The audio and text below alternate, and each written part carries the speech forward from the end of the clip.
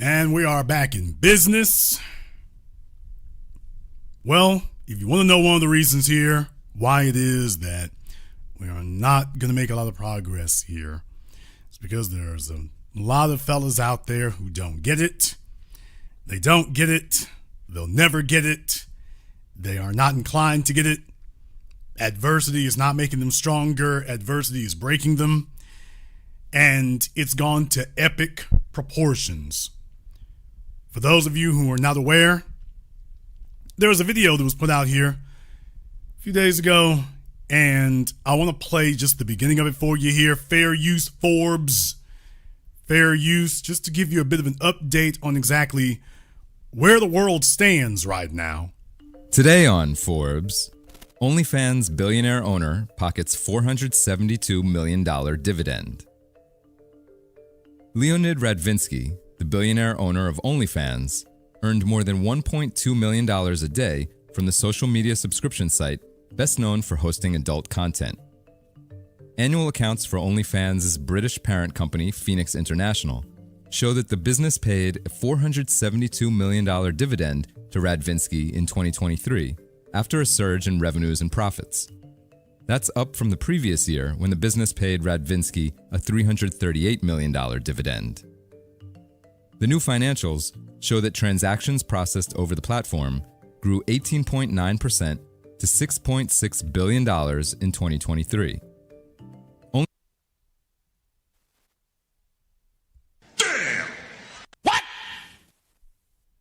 You saw that correctly. Just last year, they've hit $6.6 billion in total revenue. Over $6 billion. That's on top of what they did in 2022. By the way, OnlyFans claims that around 80 cents of every dollar spent on the platform goes to its creators. Revenues also grew to $1.3 billion from $1 billion in 2022, and profits grew by a fifth to $485.4 million last year. That growth stemmed largely from non-subscription-based revenues, one-time purchases of pics or videos, that grew to $765 million in 2023, up from $567.6 million in 2022. Subscription revenue recorded a more modest increase of $540.8 million from $522.1 million in 2022. The total number of subscribers on the platform increased 28% from about 240 million to 305 million. You're hearing that correctly. Over 300 million total subscribers. Over 300 million. Do you realize how enormous that number is? 300 million. While the number of OnlyFans creators jumped 29% from 3.2 million to 4.1 million. Now, think about that for a moment. The number of creators,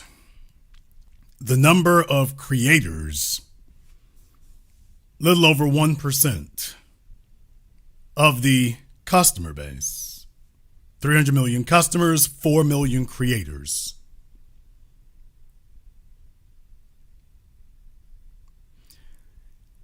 That incredible metric by itself tells you a lot.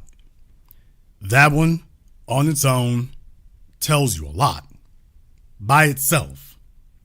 4 million creators. 4 million females. Well, at least the majority of them are female. And they're not showing to be doctors or lawyers or engineers. That is not what they're on OnlyFans promoting of themselves. Nobody is making them. Nobody is forcing them. When left to make a free choice and a free will decision of their own, Yeah, females are not going to turn to manual labor. That's not what's going to happen. They're not going to pick up a shovel and get to the construction site. That will not occur. They will pick up a camera and say, let me slang some booty meat. But they will not be flexing their degrees if they have a choice.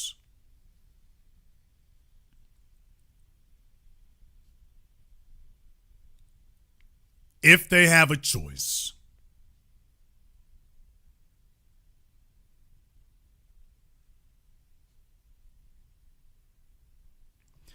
I bring this up because I want folks to recognize what you're dealing with. Everyone's familiar with this statistic. Everyone's familiar with this statistic right here. And that tells you everything. This statistic alone is devastating by itself. This is not a very flattering report here when it comes to marriage. When you realize that 90% of the men on OnlyFans are married. 90%. When you take a look at where OnlyFans compares to other platforms, it ain't even close. Not even close. Now, you take a look at the folks who own OnlyFans, and when you realize that they made over $6 billion in 2023, over $6 billion, that we can be as unhappy, we can be as critical as we want to be. But the bottom line is, whether you like it or whether you don't, this is what sells. We can be as puritanical. Look it up. You can be as altruistic as you want to be. But the bottom line is, it's not like they're suffering for money right now. Now, is the cream going to rise to the top? And are these numbers sustainable? I don't think they are in this regard, because it's not like you have a bunch of professional studios, or at least not a bunch of them doing it. But we're going beyond that. I'm doing this program tonight because I want to let you know, you do realize that OnlyFans is bigger than many industries. The OnlyFans website, with revenues of this magnitude, this is bigger than many industries. By the way, if you're hearing a rumbling sound going on there, my apologies. I've been working on some recording and things. We're going to do our best to go ahead and deal with that. But I think the diaphragm and the microphone is starting to give some trouble. So I'll be addressing that here a little bit later. Can't do it right now. Like I say, it's just right when I decide I'm going to go on here tonight, then I think the diaphragm and the microphone is starting to go out. But in any case, I'm doing this because I want the men to understand. The majority of the males lie to you. The truth is, the majority lie. The majority of the fellas sitting around you are going to tell you what they won't do, tell you what they don't like, tell you what they never go for, tell you what they don't indulge in. The overwhelming majority of OnlyFans customer base is in the United States. The overwhelming majority of their customer base is in the United States. You want to know why it is that as men, you are never going to get women on code when you've got statistics like this? That's not happening. When you have fellas who speaking with their money after all these years, and please understand something, when they talk about the red pill and, Money, Muscles, and Game. You know, we've been discussing this for Charles Atlas. For those of you who read your comic books, we've been talking about that for decades. That's not new. That formula isn't something that was just stumbled upon in the last 5 years or 10 years. We've always known. And what the average, understand, this $6 billion, this is extracted from the average male. I've always told you all, show me what a man spends his money on and I'll show you what he truly believes in. OnlyFans, do you realize that number? $6 billion. That's a huge number. With the majority of it being a wealth transfer to the pockets of a bunch of females who have disdain at best and hatred at worst towards men.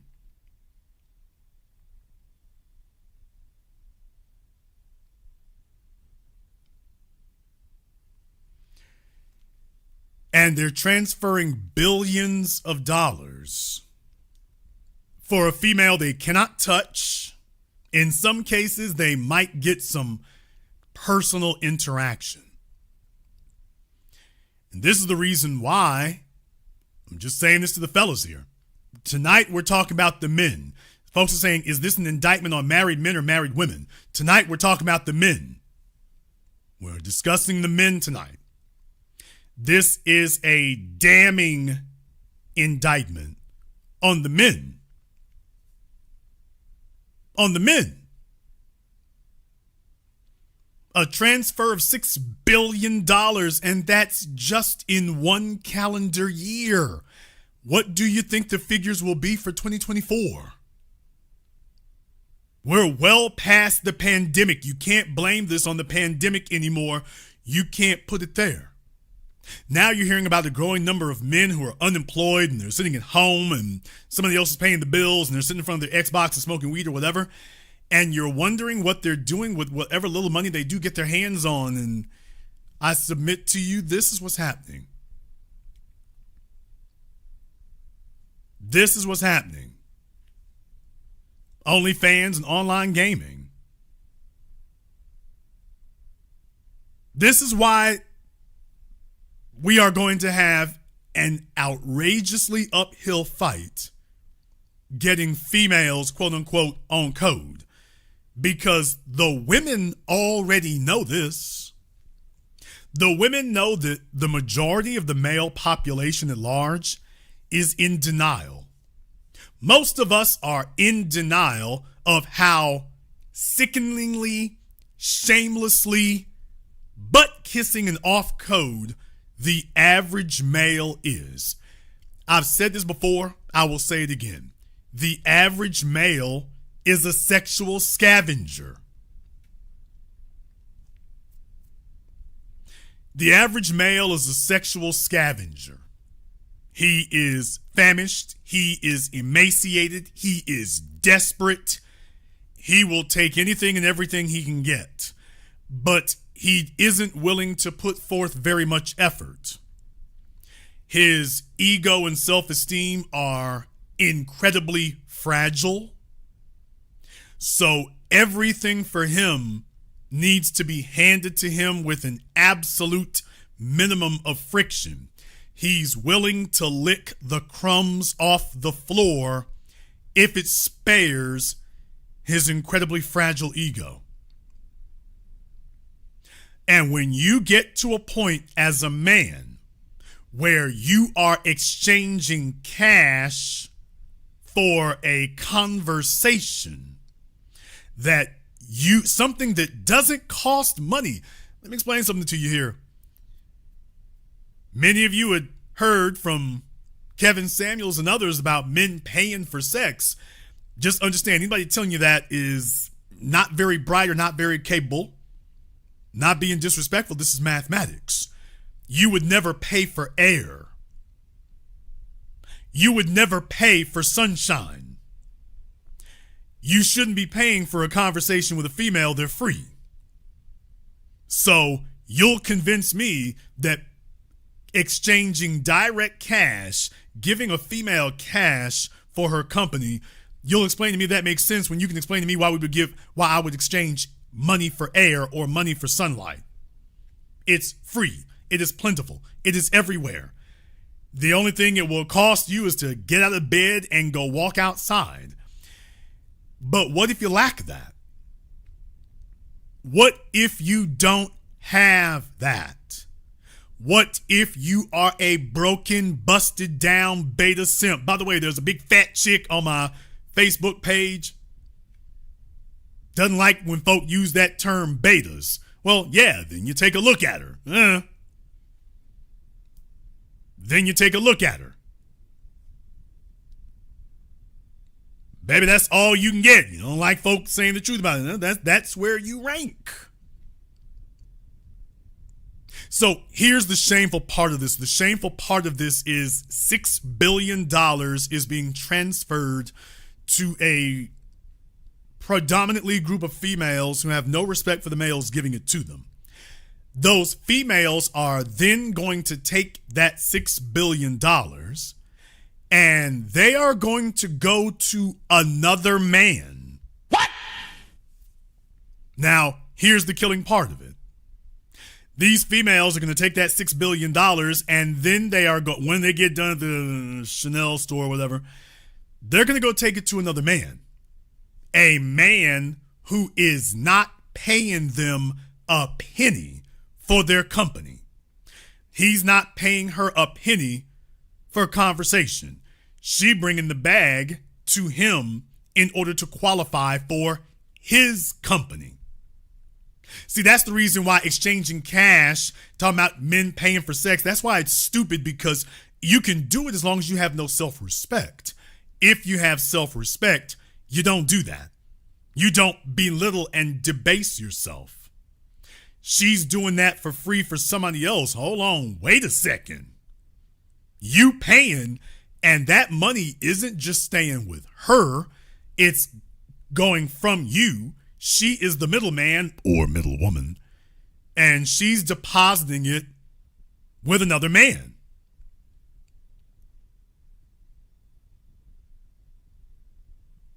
She's depositing it to another man. That's the problem. Any female that you are transacting with, if you allow that to be the rules of engagement, just understand what all your online gurus never told you, and I was the only person who did. By the way, you do realize that whatever you're paying her for, there's another guy who's getting it for free.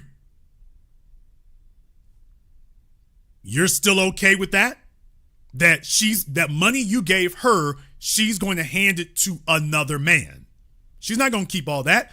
There's another dude who's going to get that.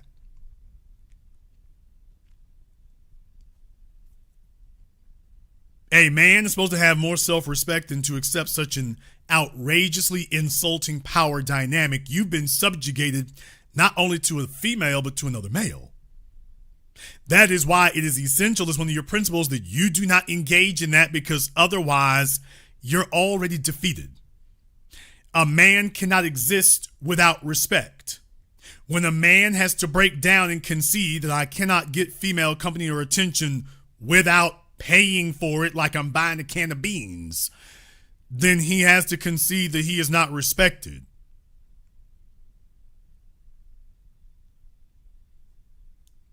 How can you survive without respect? Answer, you cannot. You can't. And OnlyFans right now is winning. When it comes to Generation Lame, OnlyFans is winning. OnlyFans is dominating. I predict that number is probably going to get bigger in the short term. OnlyFans is on an upswing. And even if it goes away tomorrow, there'll just be a successor, because most males are sexually desperate. If you all agree with that tonight, give me the thumbs up emoji in the chat room and hit the likes button for me. I know I've been gone for a couple of weeks. I've been working on the new documentary film here. Probably be a little brief tonight as well, but I needed to make an appearance. I want y'all to understand that the average male today has lost his spine. You can blame it on single motherhood. You can blame it on government intervention. You can blame it on too many technological gadgets. You can blame it on whatever you want to. That's not going to change the reality.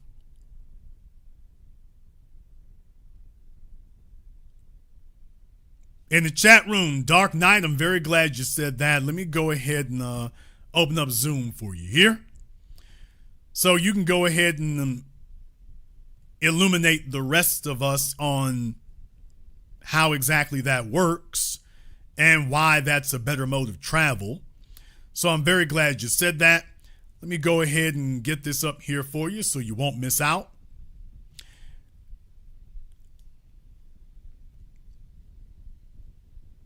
Because I would be glad, I'm glad to hear exactly why it is that a person would not be ashamed to be handing their money over to another man via a female.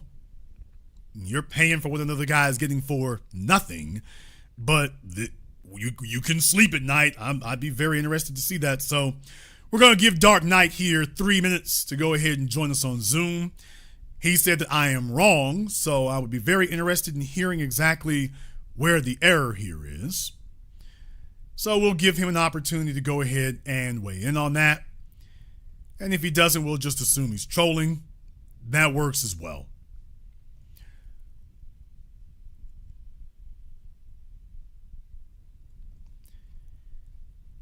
To most of the men here, I want you to understand that every female, listen to me, every female, from the moment that males start giving her sexual attention and she realizes that men will do something that she and other women would never do, men will open their wallets if a female shows some cleavage, if a female shows some thigh, hell, if a female just smiles. The average male will begin opening his wallet. Females get accustomed to that reaction in their late teens. I'm going to be very nice tonight and say late teens. Once they recognize and they witness it with other women, they see, hey, this is the way it happens. She's like, you don't see this anywhere else. They just get this radically different response. When that happens, every female begins contemplating, whether they admit it or not. They don't. As men, we have to. Every female begins considering the profitability of hustling them draws. And deal with it, nigga. But it's true. She starts telling herself, if all else fails, I can do something strange for some change. If all else fails. Now, of course, most women are not going to just be brutally honest. There are a few who will, but every female listening has run that scenario. She's run the numbers through her mind. Here's how much I could make doing porn compared to who the other women they paying for. Here's how much I can make with a webcam. Here's how much I can make hitting the track. Here's how much I can make at the strip club. Every female has run the numbers. Every single one. All of y'all. And if she's not doing it, it's only because she decided, the profitability ain't there. The math didn't work out. I better go put in my application to Costco. The math didn't work out. But just understand, every single female has run those numbers. And because they know who's paying and who isn't. It's only the men out here as a group who are saying, no, these guys wouldn't do that. Fellas, it's all over the damn place. And now OnlyFans is, and by the way, this is just one. OnlyFans is just one. We're not talking about Brazzers and Pornhub and all the rest of these. We're just talking about OnlyFans. the most egregious offender in the room, but far from the only one. And what I'm saying to you is, by the way, did you consider that that's just one? Okay, let me get over here on Zoom. I've got Awesome Dre here on Zoom. And what is on your mind, sir? What's going on, Jason? Huge supporter of your show, man. I love a lot of your content, man. I've been watching you from the back for about maybe 6 months, man. I agree with so much of what you say. We disagree here. The thing is, my time is worth everything to me. And so more than anything on this planet, that is what I value.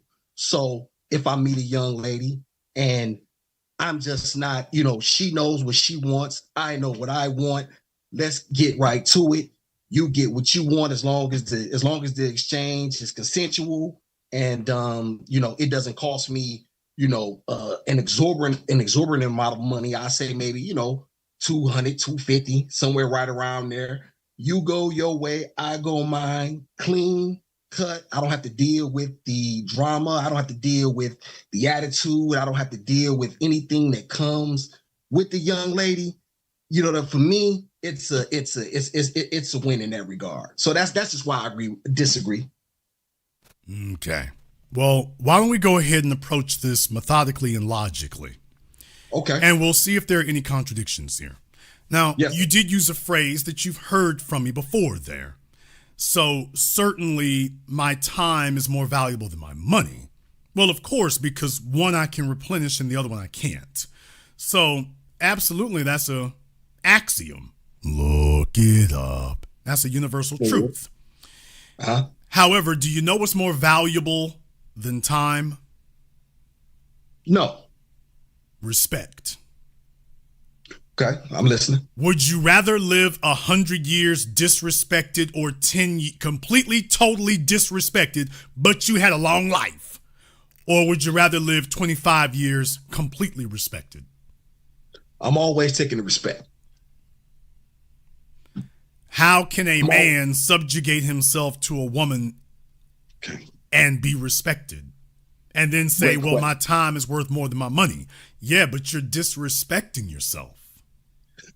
Go. I see where you're coming from, Jason. In that regard, I don't view it that way. And the reason I don't view it that way first is that I know what I'm looking for and I know what I want. Like when I see the girl, I'm not saying this is a 100%. Let's just say for a minute, hypothetically speaking, Jason, I'm in a strip club. I don't normally go to strip clubs. I don't frequent them, but I have. And I see a girl that I like. I know she in there to make money. She probably got somebody on the side. She got a man, she got a husband, whatever the case might be. I throw the number out there. Either she's accepting it, she's willing. Hey, baby girl, what's up? What you trying to do? Okay, I like to get to the point, Jason. I'm a guy who I believe in being productive. I believe in getting things done. I don't like to waste time. Okay, but what I'm saying though is that sounds like a service. You said, am I getting her to provide a service for me? Well, that sounds like a service. Okay. Now, here's the issue here. The issue here is once again, I go back to what I was saying here before. So far, that has not been addressed. How do we respect ourselves when you're paying for number one, you're paying for a service that is free. Right. Number two, she's taking your money and depositing it directly with another male. That's okay with you? Yeah, well, yeah, Jason, because in the end, I don't care what you do with it. See, that's not that me. No. Okay, that's not what I mean. But okay, I explained this here before, so let me make sure we keep this in its proper context. Okay, you're paying for it, and she's going to take the dollars that you just handed her, and everything that you just paid to do, she's gonna give the money to another man, so he's gonna get paid to do what it cost you.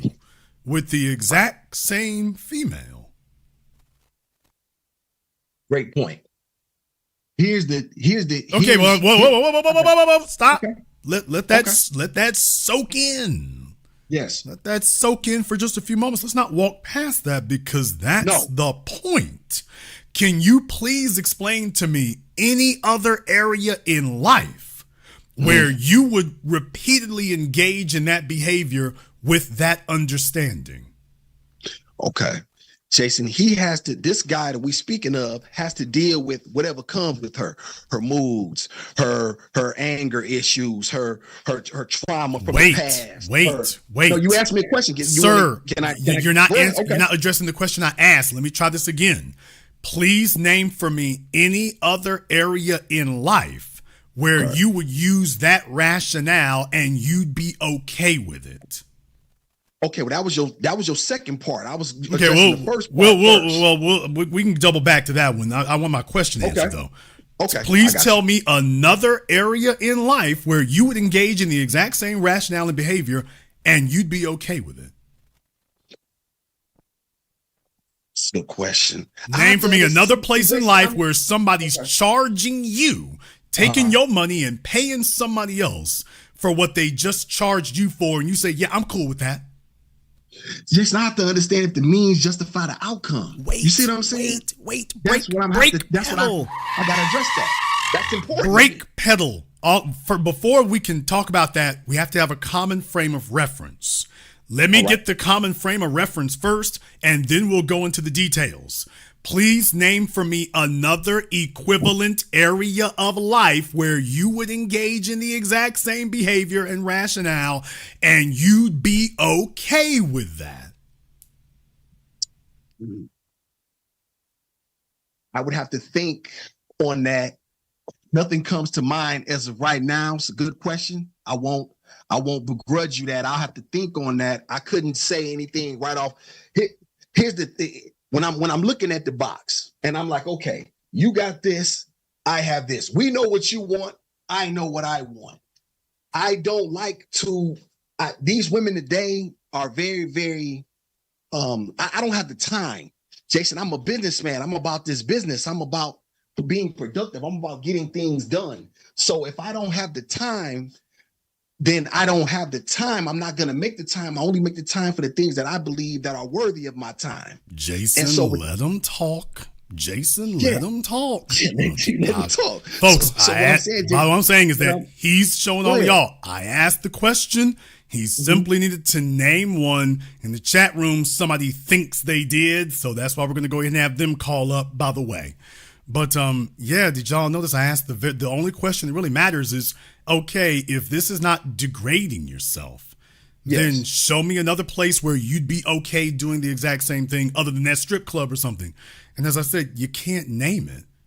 Well, that's what I'm saying. I give you that, Jason. I couldn't think of anything right off the top that came to my head. I'm not gonna shoot you bullshit because I do respect you and I think you're a great dude and I love what you talk about. We just disagree here in terms of, you know what I'm saying?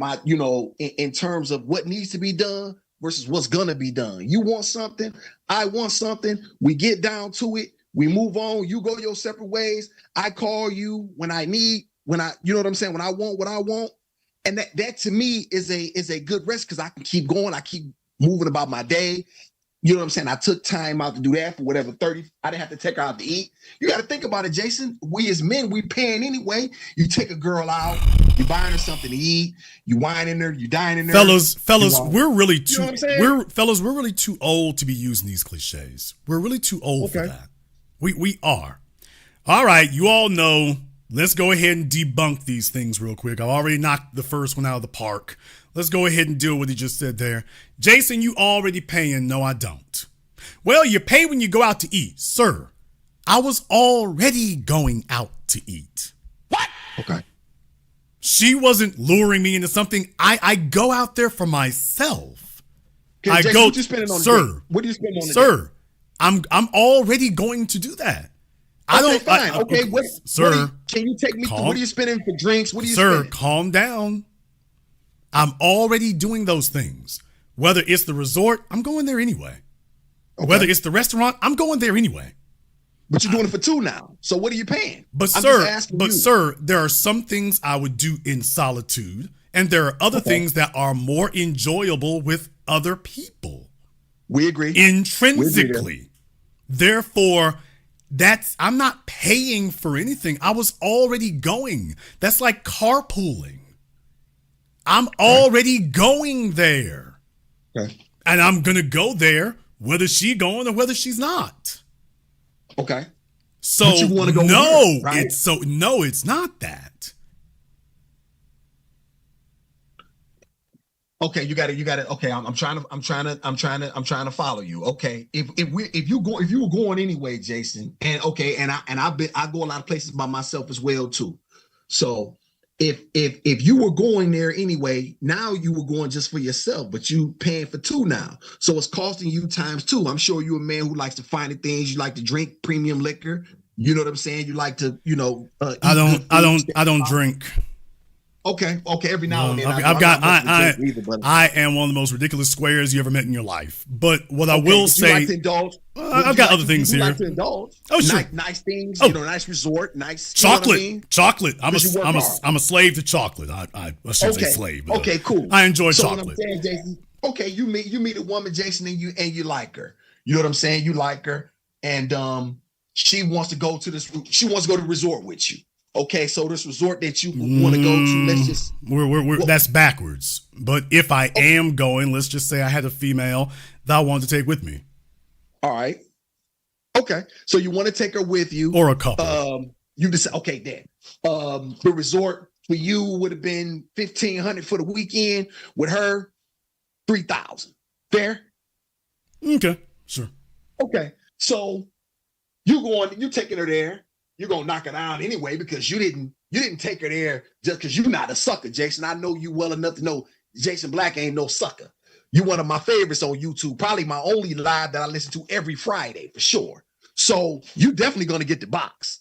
So you just paid $1,500 to get the box plus whatever else you paid. When I gave a woman $250 and got what I wanted, and I don't have to deal with her at all. See, that's the part that I do, and I'm with you on this OnlyFans shit. Them guys who on the OnlyFans, we 100% in agreement there, Jason. I'm not on OnlyFans. All that giving a girl, $10 a month or what was it? What's them subscriptions? Man, I don't know how them guys do that, man. When porn is free. Okay, so well, let me go ahead and address what you said there. Okay, now, yes, first of all, the reason why you're going somewhere is because, I'm sure your condo is very nice, but it's not a resort. So you can do many things at home. What you cannot do is get out of the city and stay at home. You can't do that. So if you're going to have a change of locale or whatever, by definition, it will require not being where you are.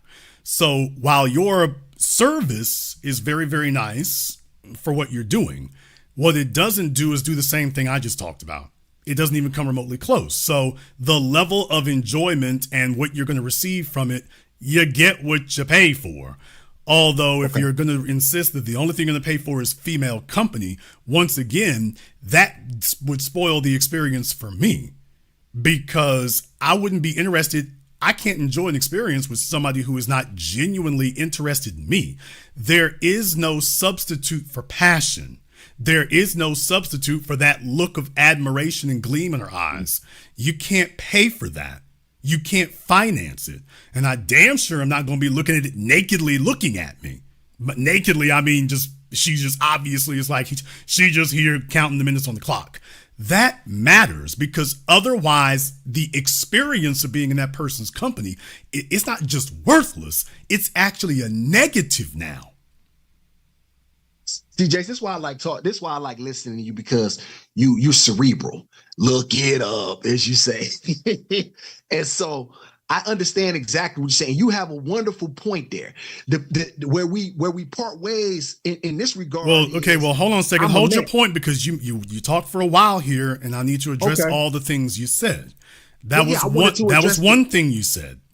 The other thing that you said there was about, well, if you're going to go off and spend that and she does X, Y, Z, or the point you were trying to make is Jason would spend one amount of money and she doesn't spend the same amount of money or whatever. I guess that's the point you were trying to make, I guess. Yes. Here's the issue with that. Number one, I don't have females who are not interested in me as a person. Mm-hmm. So we covered this in another program here before.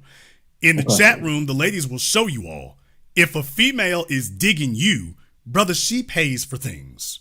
I told y'all this before. These chicks are paying Chris Brown. Chris Brown ain't paying nobody. But okay, I Chris saw that is, episode. Great episode, by the way. Chris is a celebrity, but Chris is just one among many. There's a bunch of dudes out here who are not celebrities. All that means is that these females are genuinely interested in Chris. They're genuinely passionate. They're genuinely engaged. When brother, all these females out here, their jobs and whatnot, they don't give a damn about paying for plane tickets. They don't give a damn about paying for a weekend. They want to be around you. That to them is worth more than money. So when you're dealing with a scripper, she's not going to give you the time of day because she's not interested in you as a person. So what I'm saying is, by the way, when you're talking to females who are interested, brother, we don't have financial arguments, financial debates, financial conversations. As a matter of fact, I've mentioned this before. She's up. All she wants to know is that you're willing to see her. She will take care of the rest. She'll get her own plane tickets. She'll get her own hotel. If you want to go somewhere, she'll pay for that too, simply to be in your presence. She'll pay for meals if you want that. Now, so what I'm saying is that in a frictionless situation, there's not a negotiation. The problem with folks with a transactional mindset or approach female company with a transactional mindset is that everything's a negotiation. I negotiate over cars. I don't negotiate over a woman's body. I don't negotiate for that. We're not gonna haggle over that. Either I got it 100 or whatever it is, I don't need it. It's a take it or leave it. It's not a negotiation, because if I'm negotiating with her, she's in charge by definition. And I can't enjoy and experience time around somebody who is not making that type of commitment. I'm talking about emotional commitment. Because let me just tell you, what transcends money, you're not looking at receipts when you are looking across the table and you see a female, she's doe-eyed. She looks like a deer. She's just staring at you. She is completely 100% in that moment, in that place with you. She's not in her past. She's not in her future. She's not with her ex. She's not at her job. She is right then, right there in that place. You are everything. Dude, you can't, forget Visa, you can't put a price tag on that. That's an experience that every man should see what that's like. You say, oh, that's what it's like to be Chris Brown. Yeah. That's what it's like to be Idris Elba. Oh, that's what it's like to be Michael B. Jordan. Well, I'll be damned. This is nice. You cannot get that if you negotiated it. You can't get that. Right. You have a point in that regard. If you go through your life, you know what I'm saying, making that this strategy isn't for a man's long term. This isn't something that a guy should do often. This isn't something that he should be doing all the time. But I will say, Jason, when the guy's out of town, you go into a new place, you know what I'm saying? You're just moving around. You know, it costs. It costs to be a man. It costs to make things happen, as you already know. And it costs your self-respect if you're leading with your wallet for a female. See, Jason, that's where we disagree, because then I guess we would have to come to a common terms on what in the world you define as self-respect. Okay, I define that. You know what I'm saying? Nobody else can define that. And if she's not that type of woman, I'll give you an example, Jason. The women you just described are a woman, the doe-eyed, a woman who really appreciates you. I don't mind having hate sex. I don't care about you liking me. I'm a dog, for real. I don't care nothing about a woman being, you know what I'm saying, being interested in me in that regard, unless she's that quality of a woman, and I'm trying to extract more from her. If she's just some chick I'm running into, hey, listen, hey, baby girl, what's up? Yeah, you want to go? Yeah, I got 250. What's up? I get to the point. You get to the point. Well, you know what? I appreciate your candor. Yeah. And folks, he's being honest. Look, I'm a dog in the king. I'm a man. Okay. And as a man, I don't walk on all fours, no disrespect. As a man, I don't bark. I don't do tricks. As a man, a female has to qualify for my time. My time is more valuable than my money. Yeah, she got to qualify for that. And it starts with respect. I can't engage with any female. She has to lead with respect. I can't start a conversation with a female who is not approaching me leading with her respect. I can't even. So the key difference between you and me is that you can start a conversation with a female who doesn't respect you. I can't. I can't even I can't even acknowledge your existence. I can't do it. But Jason, does she respect me? Does she respect the fact that I got right to the point? That's what I'm asking you. I'll leave it to you. You got right to the point that you don't need to be respected. That's a hell of a point to be rushing to. See, but that's where I don't when you Jason, we both know this is the oldest profession ever. So when a guy's saying, "Hey, this is what I want," you in the sex industry already. You know what I'm saying? Look, this is what you do. So let's not try to act like you some lady, you know what I'm saying, who deserves, to be courted. I don't court whores. Excuse my language, Jason. I don't mean if I but brother, here's my point is that there's the key difference is when you reduce yourself in that manner.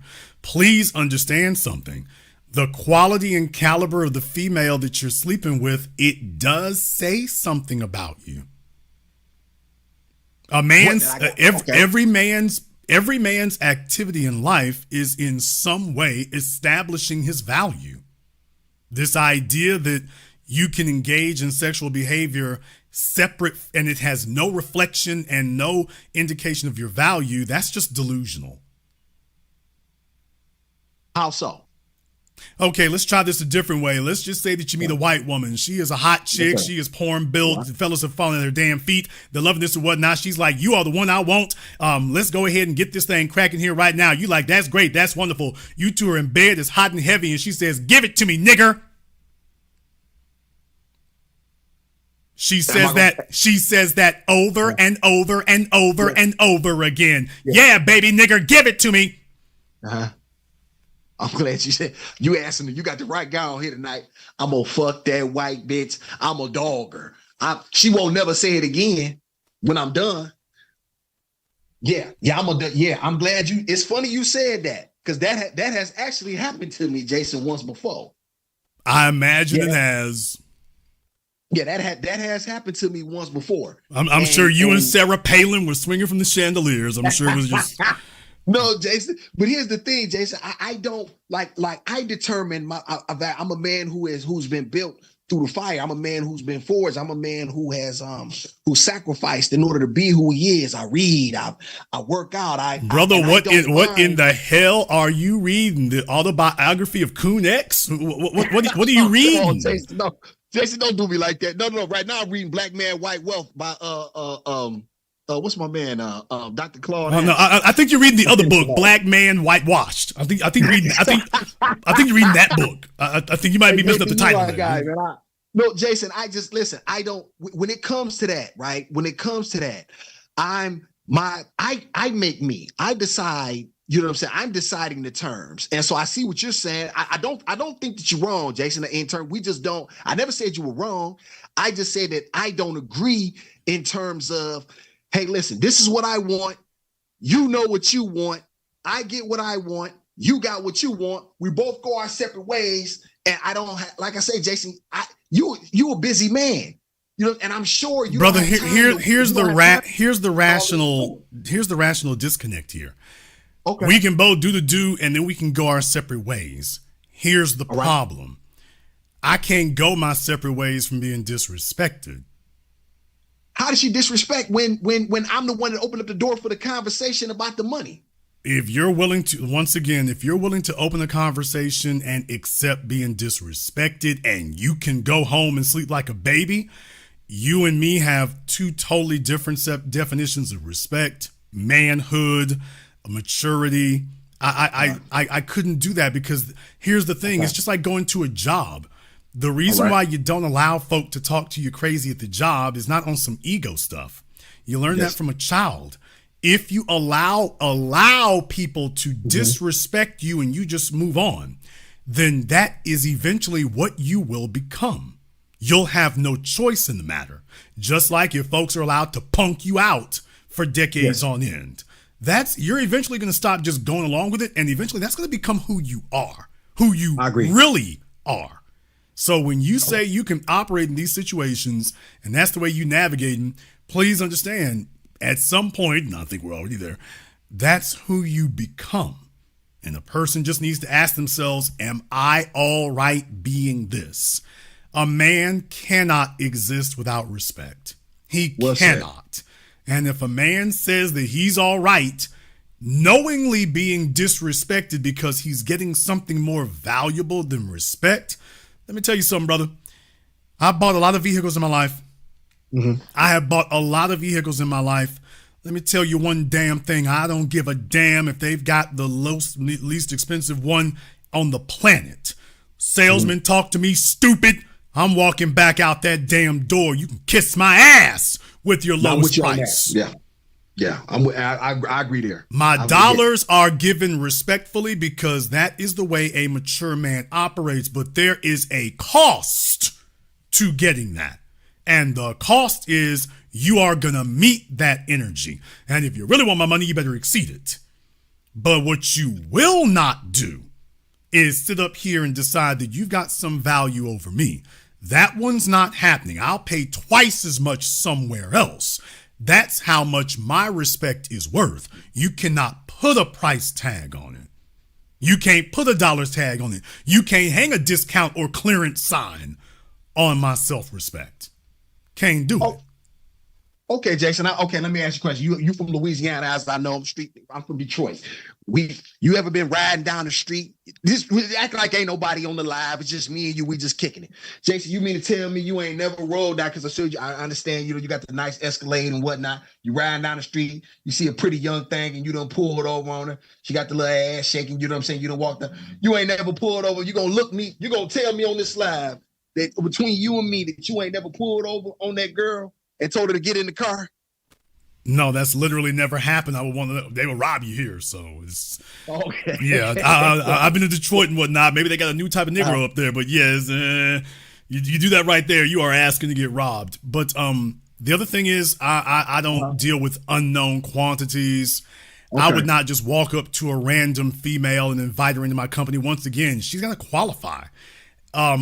Baby, every female on the planet got a pair of ass cheeks. That's not a qualifier. Once again, folks, we got to have some standards. That's not a qualifier. That's all the guy was looking for in that regard, though. That's all I'm saying, Jason. And if that is all your value is worth, then get ready for a life that's not gonna be very respectful. No, I'm talking about just in that moment, Jason. We don't have to. We're not gonna bunch it into. We're just talking about in that moment. You saw her. She saw you. Sir, what a person will do once, they'll do the rest of their lives. There you go. I see what you're saying, Jason.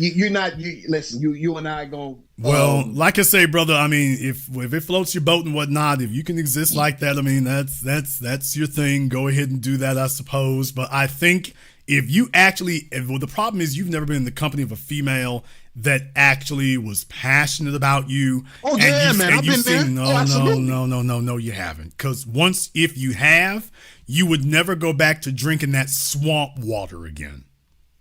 There's no way you're talking the way you are now, and you've actually experienced that. There's just no way. It's like a female who meets a true, genuine alpha male. There's a reason why they call it being alpha widowed. Yeah, she can't go back to the betas she's like, whoa, that was extraordinary. I that's where I belong. There's no way that you experience that, and then you dealing with all this lower level disrespectful stuff, and you smiling. No, bro, it didn't happen. But thank you very much for giving us a call tonight. Hey, did you hear me say he was wrong? I mean, it's right for him. If you're willing to tolerate that level of contempt and disrespect, she's sitting right in front of you with that. You wouldn't tolerate that from the car salesman. But we're going to tolerate that from her. Hey, folks, OnlyFans, $6 billion. They didn't get it for nothing. Let me go ahead and see if I can get a Great Lakes champion up here. All right, Great Lakes champion. Looks like I got you out here late at night working. What's on your mind? What's on your mind, brother? Oh, yeah, Mr. Black. I kind of come out to agree with that other guy. Like, I've been in situations where I've had women that be like me, and I do something, and they just get off. They stop talking to me.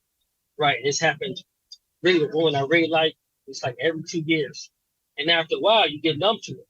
I'm handsome. I'm 5'9". I'm like 190. Last time I talked to you, I was 200, but I stopped eating a lot.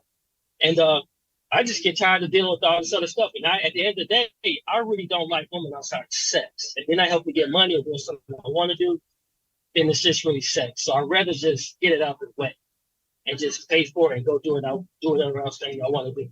Man, Okay? I no disrespect to the fellas here, but I'm really curious what you all's relationships with your mothers is like, because when you use that phrase you just used, that's a universal phrase.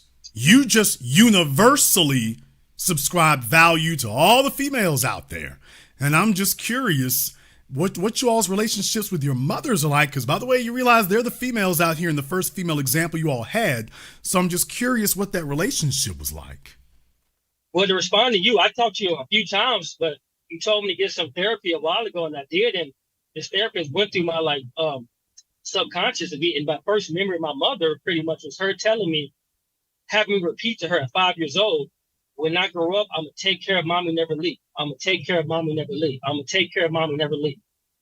And when my dad came out the Marine Corps, we really started hanging out. I wanted to do this martial arts stuff, be an officer in the military. And when she asked me, are you going to take care of mommy, never leave? And I said, no, I'm going to leave. I want to grow, be a man.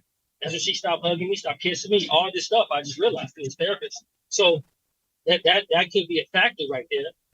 And they're like I say, thank you for your candor.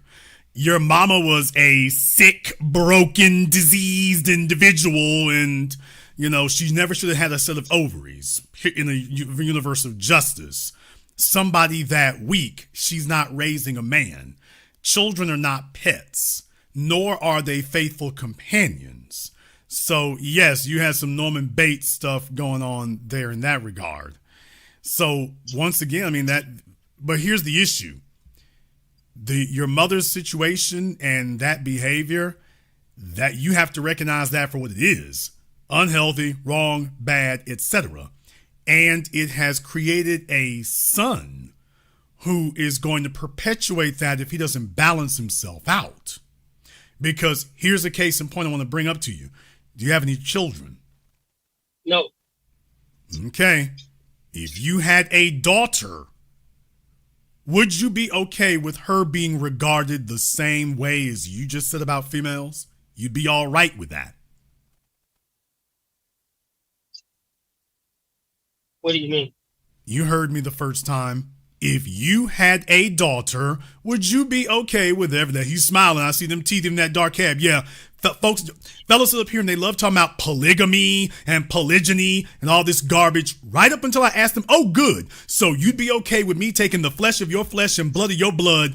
You'd be okay with us smacking it up the same way and doing what you do, right? And you sitting across the table looking at your offspring, knowing that's what's going on. All of a sudden, they don't want that anymore. And that's your biology telling you this is wrong. Because if it weren't, you'd have no problem with perpetuating it. Once I personalized it, all of a sudden, oh, this is wrong. So do you realize you were a victim? And what you're doing is you're going around perpetuating victimhood on others. Hurt people go around hurting people.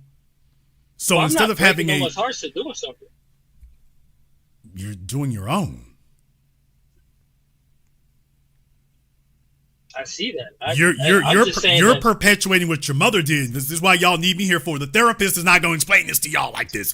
As I told y'all for years now, most therapists are completely inept and don't need to be practicing. Sir, you're hurting yourself. You're continuing what your mother has done. She had a dysfunctional relationship with you, and now you're taking it out into the world and creating dysfunctional relationships of your own. Your relationship's supposed to be nurturing. Your relationship's supposed to be with females. Your relationships are supposed to be enriching. Your relationship's supposed to add to you. If you can reduce a female who is capable of so much more to just being one-dimensional, a service like getting gas at the gas station, you realize, by the way, by definition, if that's your attitude and if that's your principle about females, then what in the world can possibly come from between her thighs? accept another service. You've already said that's all we need her for. Oh, good. And if she gives birth to your children, they're just another service, right? Yeah, you're right with that. But you see, the reason why you've adopted that attitude is because that's the way that you were treated. But because you were treated that way, that doesn't mean it was right. I have little respect for most men who've been in the military. No disrespect, y'all fellas, but most men who've been in the military, they went there as a last resort. They were losers. They were betas. Most of the guys who go up in there, they went up in there because they didn't know what else they wanted to do, and the military made them into soldiers, but it didn't make them into competent men. And your father came out of the Marine Corps, and that's when he got pregnant. And if the military is to be fixed, it needs to go back to creating warriors, not creating soldiers. To be fed into a military industrial complex, men of no principles. They just lay down with whatever will cock its legs open for them. And then the consequences, well, don't worry, Uncle Sam will pay for it. He'll pay for the kids, he'll pay for the healthcare, he'll pay for the housing. And what you've done is you've eliminated critical thinking or standards for the males. That's what happened. And now here you are, decades later, you don't have a Marine Corps military pension to fall back on, but you're walking around with the damage from it. Now you're becoming the mother. And the father was supposed to make sure that his son, who was the masculine reproduction of him, in the words of Dr. Francis Cress Welsing, that this did not happen. How in the hell do you create another king or a prince with that attitude? Answer, it can't happen. Your mama didn't think a damn thing of herself, neither did your dad, and now here you are perpetuating the mentalities. This bloodline is on its way to being fatally poisoned.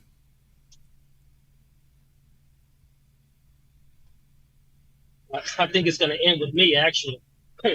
But, well, I'm not going to make a judgment call on that necessarily, but I will say one thing. All of us have the ability to choose which way we go. None of us have perfect parents, no matter what we might sometimes want to tell ourselves. There's no such animal as the perfect parents. There are always going to be gaps. Some will be bigger than others. You're the one who chooses how you fill in those gaps. You're never supposed to take everything your parents gave you because there's no such thing as a perfect handbook. There will be, by definition, things you will need to discard. You will have to make the decision whether or not you are going to discard them, or whether you're just going to walk around for the rest of your days with your damage. Brother, what if there's something better? What if your mom and your dad were just mentally and emotionally slumming their whole damn lives, and there's actually something better than what they had out there? And that they were okay rummaging through the garbage and diving through the dumpster and eating out of the gutter. And what if there's something better? What if that's their fate and those are their demons, but they're not meant to be yours? What if that's what the truth is?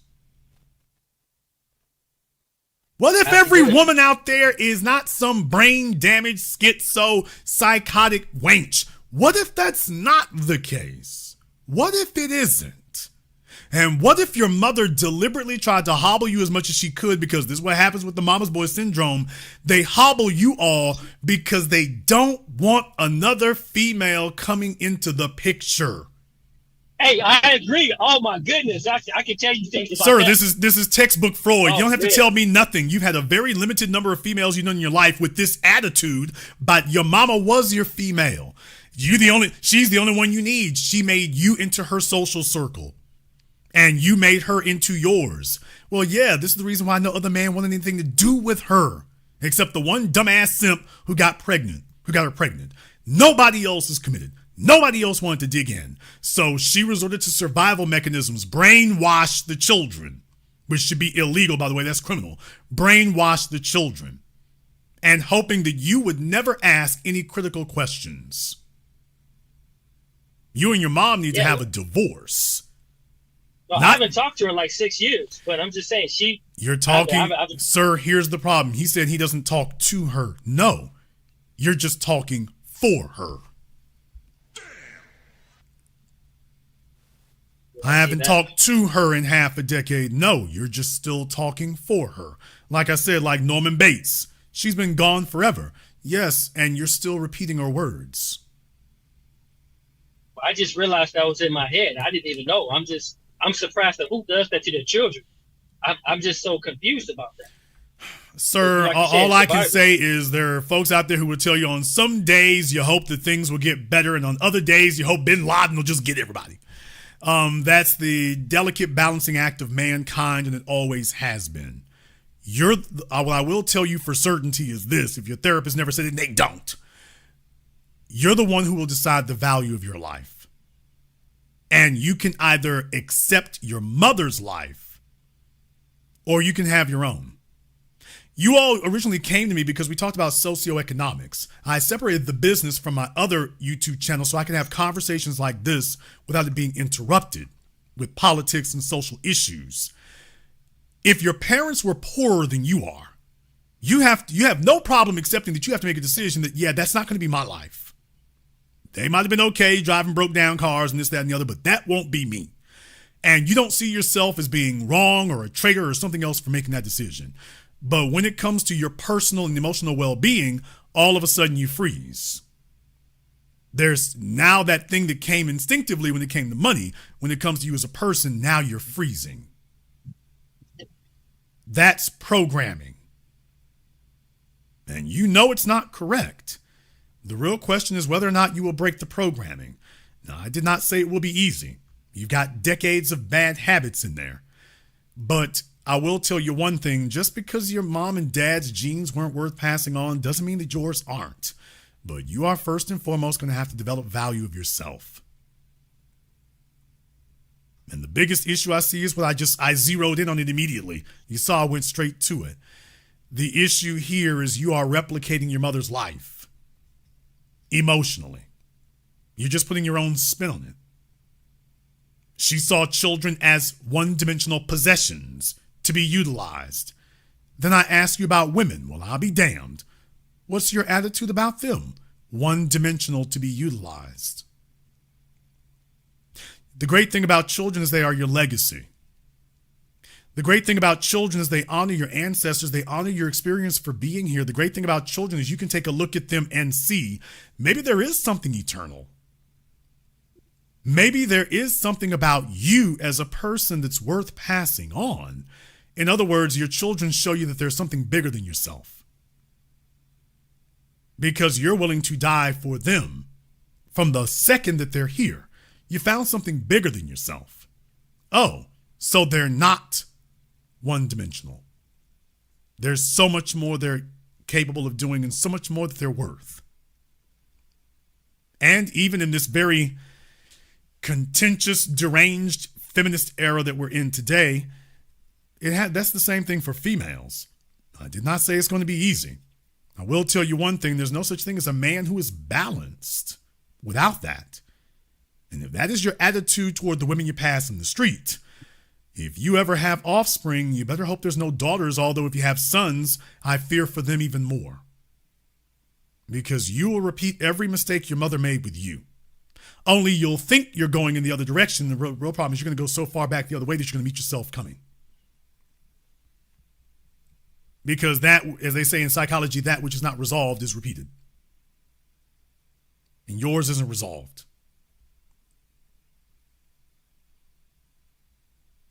So, okay.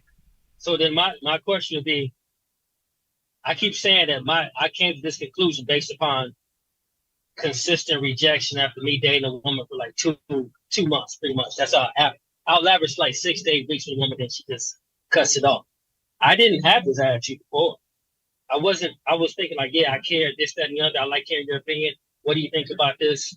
But they get turned off because I have a disagreement. I may disagree about abortion, depending on why you get an abortion. I may disagree about certain political things.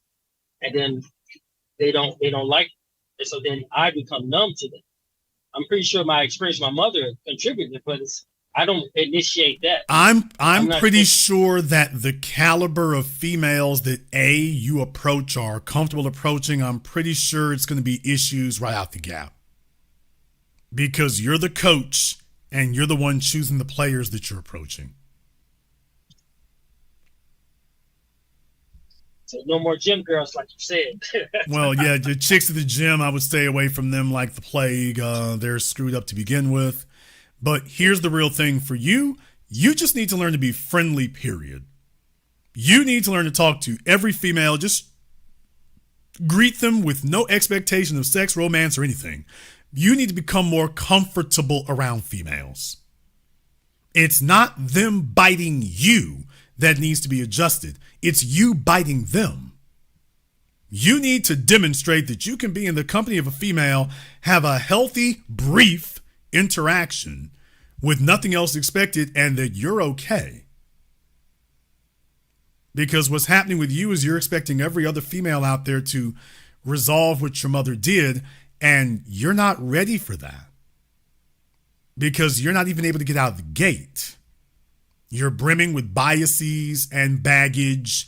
And the real way to deal with that is to deal with females expecting nothing in return. They're not going to fix what mom did. That's not her purpose here. You're going to go to Starbucks. You're going to make a couple of quick, one-liners to the barista, see if she smiles, and turn your ass around and leave. That's it. Demonstrate that you can engage them expecting nothing in return. I can walk in, walk out, good experience, and now that becomes a habit. Because you've taken the pressure off of yourself. But more importantly, you've taken it off of her.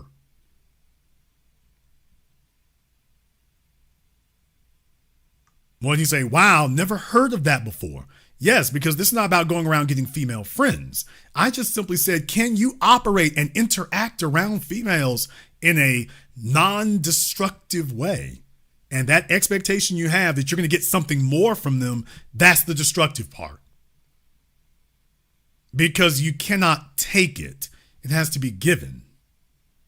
And when you show up expecting something, that only makes people not want to give you anything.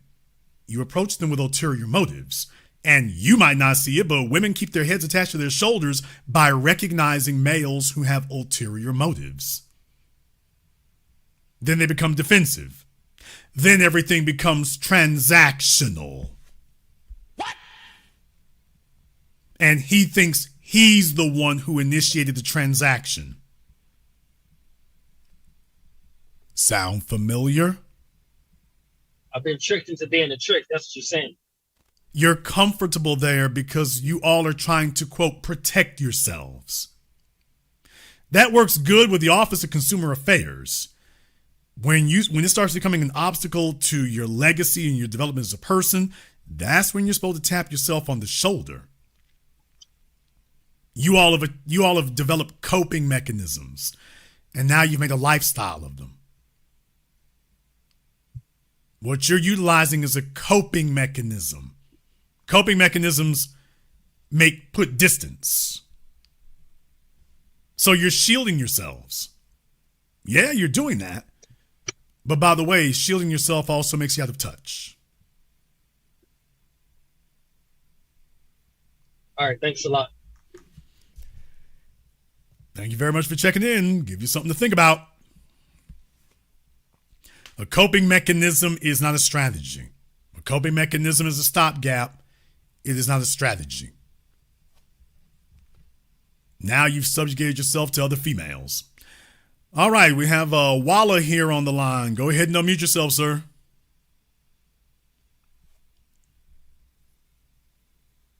Good afternoon, Mr. Jason Black. All right, sir, and what is on your mind? From what I heard I'm 26. I've been listening to you for a while. From what I heard from the first two callers, being their elder men or older men, older than me, I hear a bunch of game deficiency. I have no one or no men in my family that have been like that. The men that I was blessed to be raised around, as far as using transactions to get women, I've never had that problem. I've never had to really just walk up on women. Usually, I ain't saying I'm just a hell of a guy, but most of the women that I have, been blessed to be around, they have chose me. I'm kind of standoffish, I don't let game whatsoever. I'm just me. And I never had to use money or feel like I got to use it as a coping or a protective barrier between me and a woman. Most women have tried to enslave me, like make me be theirs and they'll take care of me type stuff. I'm an electrician. I travel a lot. I've been to several different states throughout my life since I was 18. And everywhere I went, I have met women that are lawyers. Specifically, when I moved to Dallas, I met this woman. She was a lawyer or an auditor or something like that for the city of Dallas. She stayed in the design district, and she chose me. She offered to take care of me. Just like you said, the same money that you are giving these women, there is a young man or an older man that she's going to spend that money on, brother. Like, and he don't have to do nothing. He can really disregard it. Like, as far as like children and stuff like that, I have a hard time figuring out when I want to have children. I really, quite frankly, don't. Well, because you have the option of waiting. When a man has options and he gets, female attention, you're not pressed for sex, and you're certainly not pressed to have children. You're like, anytime you want to, you can. So now you're freed up to focus on your professional endeavors, your personal endeavors. So that's the real reason for it. You've already articulated that you think you got plenty of options. Well, then you're not pressed for time. Females are. But then again, they're on a different time clock than you. So that's a good place to be in. I'm very glad you said what you just said, because it gives me an opportunity to remind folks of something I've been saying here recently, which is that women tax average men. What? When they hit you up with the you got to pay for this and pay for that, they're charging you for stuff that another man got for nothing. She's taxing you for being a lame. Damn! She's taxing you because she's not passionate about you. So she hitting you with a lame tax. You got to pay. I'm not feeling you like I did Walla. I'm not feeling you like these other kids. You got to pay. Yeah, I need my rent. I need a car note. Yeah. I can't just talk to you. Let me pat these pockets down. Pat these pockets down. So women tax the average guy. He has to pay a lame tax. He tells himself he's in a relationship or whatever. But what you just articulated, every fella out there, fellas, you dealing with a chick, she done set up here, other fellas, she was paying their bills. She meets you and tells you what she's not going to do. Wait a minute. Now, you didn't say that to all those other people, but you're saying that to me? What's the difference? You had no problem doing it over there. You got a problem doing it here. There must be a difference between the two of you. Are you honest enough with yourself to admit, yeah, she didn't hit them other dudes up for that because she was feeling them? Her job is okay. In the stock market, I think since 2021, when the pandemic happened with the meme stocks, everybody got accustomed with a lot of stock market lingo.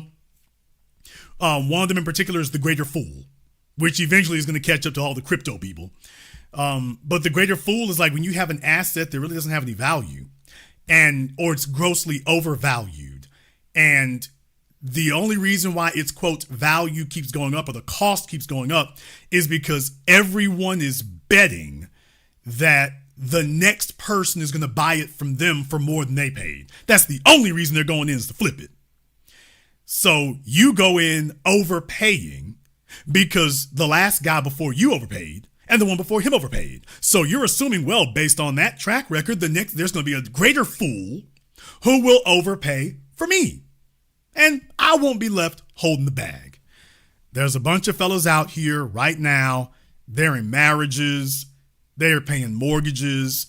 They're paying for kids, many that aren't even theirs, and they know it. What? And they're the greater fool. He's the last one left holding the bag. Yes, sir. Yes, sir. I have a question. Like I told you, I'm 26. I get called selfish a lot, particularly by women, also family too, because like I said, I'm standoffish. I grew up, around working class people. I ain't gonna say poor, but not too well off. And I get called selfish a lot because I always choose myself because, you know, I ain't gonna say I'm cheap, but I'm cheap with my time. I'm cheap with my love. I'm cheap with who I choose to be around. And you know what I'm saying? A lot of people call me selfish for that. I would like to know who the people are who are trying to judge that. If these are people who don't have a vested interest in you spending more money, they might be accurate. If, however, these are people who have a vested interest in trying to loosen your pockets up because there's something that they want, we might want to examine the messenger who's calling you selfish. I'm not going to say that he isn't. He just might be. I would just be curious to find out, A, who's saying it, and B, what their motive is for saying it. Because if there's something that they want, just because you're not giving them what they want, that doesn't mean you're selfish. You may be decisive. You may be disciplined. You've seen some stuff from them that made you say, yeah, let me ease back. Furthermore, you're not a walking ATM, and you shouldn't be. So for me, it would depend on the person saying it and the circumstances. Particularly women. I have women in my life that I have been dealing with for 5 or 6 years. It's not strictly sexual, but I travel a lot as an electrician, so they'll fly to me or whatever. But I generally get called selfish because I'm not basically doing what they want. Brother, can I be honest with you? Where are you from originally? Yes, I'm from Mississippi. There you go. Biloxi, Jackson. Moss Point, Mississippi, probably like 20 minutes from Biloxi. Yeah, I'm about to say he's way off the I-20 way. So I'm from Shreveport. So, well, the reason why I'm saying that is that I'm pretty sure, can we just, let's cut to the chase here. There's a specific type of female you deal with. There's going to be some similar, yeah. They always try to say that, yeah, there is. Yeah, there is. Brother, no offense whatsoever. I just can't see you talking to a female Johnny Cochran. What?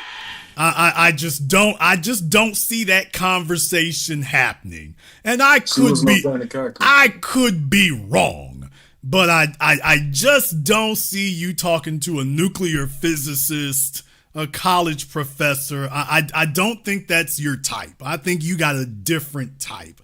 I don't think you're their type, and I don't think that she would be yours. I just don't see that being an exchange that either of you would find fulfilling. So I just don't think that would be the kind of conversing.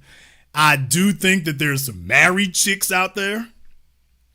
There's some married females, some desperate housewives, some single moms working for the city. I see that occurring. I can show you receipts. I can send them to you in your email of lawyers. I have nurse women that I have been messing with for nurses. 5 years. Okay, well, nurses. Okay, that's a good one right there. And lawyers. I can send receipts. Okay, y'all. I know you're gonna keep it confidential, but I can send receipts. Y'all, he's been talking to the public defender down there in Tuscaloosa. What? So I mean, he's been laying up with one of the prosecutors at the YSL trial. So Lil Woody's prosecuting attorney. He's got her number. He's been in her DM. So she's something like her. I know she is. Yes. I know it. Yes. That's why I went straight to. Yes, that's exactly who. Yes, sir. So yeah, somebody said Fannie Willis. Yes. You and Fannie. Oh, you would get along famously. Oh, you two. Absolutely. Oh, that little fire plug, I'm sure you two will get along swimmingly. And I'm not dissing the females that you got. I mean, do what you do. You're happy when that's great and everything. However, what I am saying is that I do feel that it would be difficult when you said that they want to keep you. Females want to keep a man under two circumstances. Number one, she feels he's the best she can do. She got lucky and I better grab him. Number two, she sees the last train leaving. And so she's looking to go ahead and grab something because she feels this is the last train leaving. Whether I'm into him or not, I better grab whatever I can get and exit the casino. In your case, I think it's the split somewhere around 75%, 25%, more leaning towards that. these are they're trying to grab something before they leave the casino because they're starting to turn off the lights. I'm pretty sure it leans more in that direction. Now, for you, it's more convenient. It's certainly less friction. It's less hassle. There's not a lot of resistance going on, so it's ease of access. Knock yourself out. Do whatever you do. Let's go for it.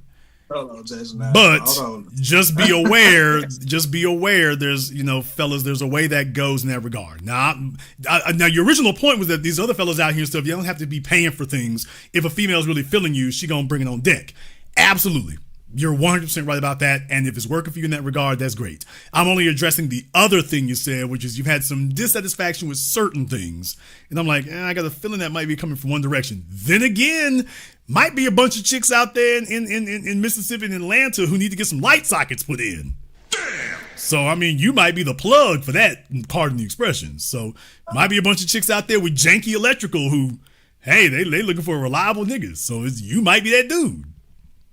Jason, I would tell you like this, brother. Like, it ain't too many women that I can't get if I get in proximity to them. Like, I don't know what you see, but every man says that. I'm dead serious. I'm dead serious. Like I said, I don't know who I know. Oh no, I'm certainly not going to say that you're out there just striking out. I'm certainly not going to say that. I don't know what your average is, but I'm certainly not going to say you're out there striking out. Absolutely not. However, I'm just saying, based on what you said there, I'm just making an observation. I miss with, like, typically the women, like, I don't mess with dirty foot women. You know what I'm saying? You won't get that out of, this small conversation that we having. But I can have like you said, a nuclear physicist. I can damn near have a conversation with anybody and not, not have a full grasp of understanding in the depth that they understand it. But I can have a conversation with anybody. I've never been dumb. I'm from Mississippi, but I come from very smart people. I'm going to say intelligent. They very smart. I was reading at a 12th grade level in 3rd grade. You know what I'm saying? I was never, so I can have a conversation with anybody. You know what I'm saying? Like I said, you got an email. Well, certainly, for a man, the most powerful thing we can have, because I bring it up, but for those of you who might be doubting, actually there is a rationale by which you could be correct. Because, for example, if you're talking to somebody, when you get introduced to them, you can talk about what they do, but that is not going to be the majority of the conversations you have with them. The majority of the conversations you have with them will be about themselves, not about what they do. So even if you did meet a female nuclear physicist, you're going to talk about nuclear physics for about 5 minutes. And most people don't want to talk shop. So unless she just has no life whatsoever, that's not going to happen. So being able to talk to a person about themselves, which really comes down to your listening ability. If you can listen for 2 minutes and then be able to converse for 2 hours, that's really the root of everything. Can you listen for a couple of minutes? Listen everywhere. Look, because y'all, Pimp's been doing it forever.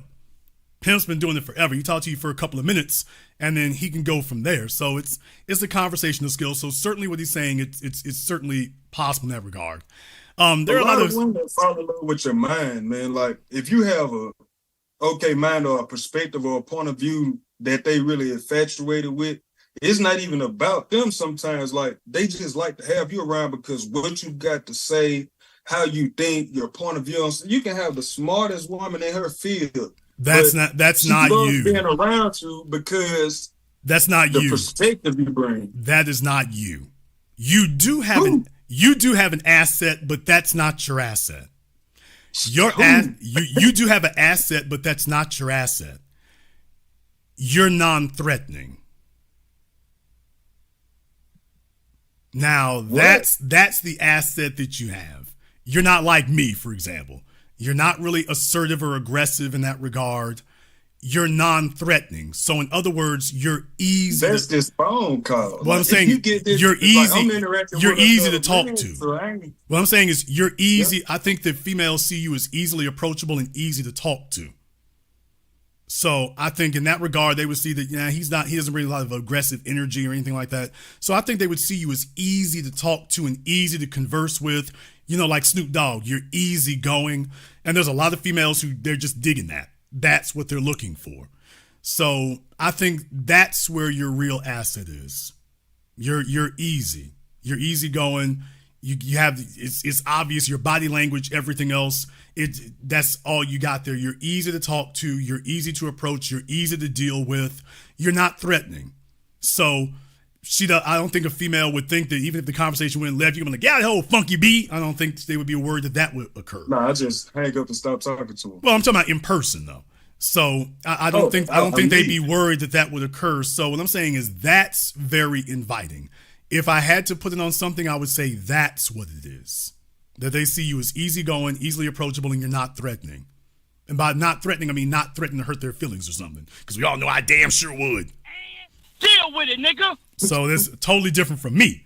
But that's what it would be. And that's great. That's wonderful. Although your point still stands.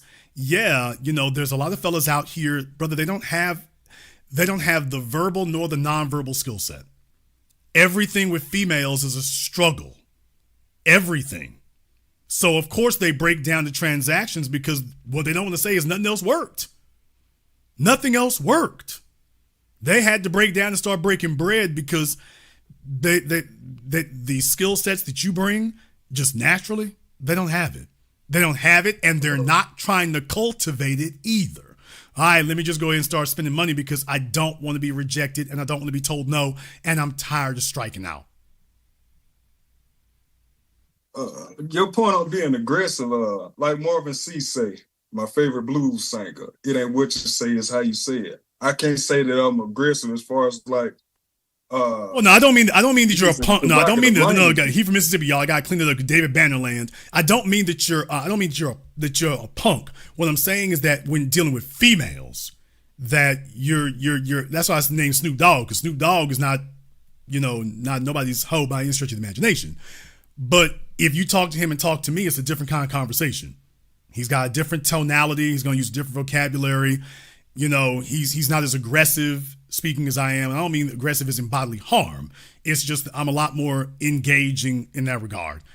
That's that Louisiana in you. I stayed in Baton Rouge for 2 years. Congratulations. I hope you got out. But in your case, you'd be different. I like Mississippi. Well, when the mosquitoes ain't messing up. Beautiful near the coast, by the way. Mississippi coast is the most underrated coast in America. Mississippi coast is the most. When all them Floridians get done buying up everything in Alabama, they're gonna come to y'all next. In any case, though, like I say, just being easy going. A lot of females take a lot of solace in that because, like, if they're talking to a guy, they don't want to be stressed, and you don't really present a lot of stress, and that's valuable, and it's very, very obvious, just looking at your body language and everything else. That's very obvious. So that gives you an edge. Then from there, she's starting to open up to you. So I figure conversations with them probably go easier for you because they're doing most of the talking. Once again, that's why I said you're listening. You've made it easy. You're not threatening. By that, it doesn't look like you got ulterior motives or you're trying to get something from her. So that encourages them to open up. You just sit there and let them keep opening up. And then you might throw in a little word here and a little word there. Okay, open up a little bit more. Next thing you know, they've given you every key in the house. Most guys don't have that skill set. Most of them don't have that ability. Guys said, they were 5'9". See, I'm 6'5". You know what I'm saying? Probably like 183. See, that's your problem right there. When I said Snoop Dogg, that's what I meant. So, but look, I mean, the thing is, I mean, I've seen it all my life here. Being 6'5", that certainly helps. It's not a negative. But by the same token, I've seen a lot of 6'5" lames. And so if you are imagine. So it's just if you're a lame, I don't care how tall I make you, how muscular I make you, how big your beard is, eventually you're gonna have to open your mouth. Eventually you're gonna have to interact. And when you do, your value is either gonna skyrocket or it's gonna plummet. We can only dress your exterior up to a certain extent. At some point you gotta execute. And if your execution is faulty and your execution is bad, you might as well be 4'3". So it certainly helps, but it helps you get a conversation. It certainly helps. It certainly removes some friction. Absolutely. But if a fella thinks, boy, if I could just be 6'5", it's all easy. That's not the way it works. It's just like a woman. It's like a woman having. It's like a woman having triple C cups. You know, she may have big breasticles on her. Well, that certainly helps. It sure does. But as men, we'll tell you, yeah, big breasts help, but don't expect that to close the deal. And if you open your mouth and something stupid falls out, well, there go your breasts and everything else. Yeah. And I've seen a lot of people in the comments talk about pimps. Two of my great uncles were pimps. They still alive today. My Uncle Suge and my Uncle Maple Leaf. Cross country, got pictures with Magic Dunn one and all that. Mississippi, Memphis, and only certain parts of Louisiana, but Mississippi, Memphis, the land of pimping. Yeah, I be telling people all the time, I feel like pimping originated in Mississippi. Oh, Mississippi and Memphis. I mean, if you, like I say, I guess some of us who are blessed to be from the deep South who learn that, and then you just take that skill set with you everywhere. But Mississippi and Memphis, the land of pimping. And when you hear silly things, it's like when dudes start talking about pain, it's like, your pimp bones tell you, okay, he got it backwards. Right there. As soon as he said that too, he's like, yeah, check out. Yeah,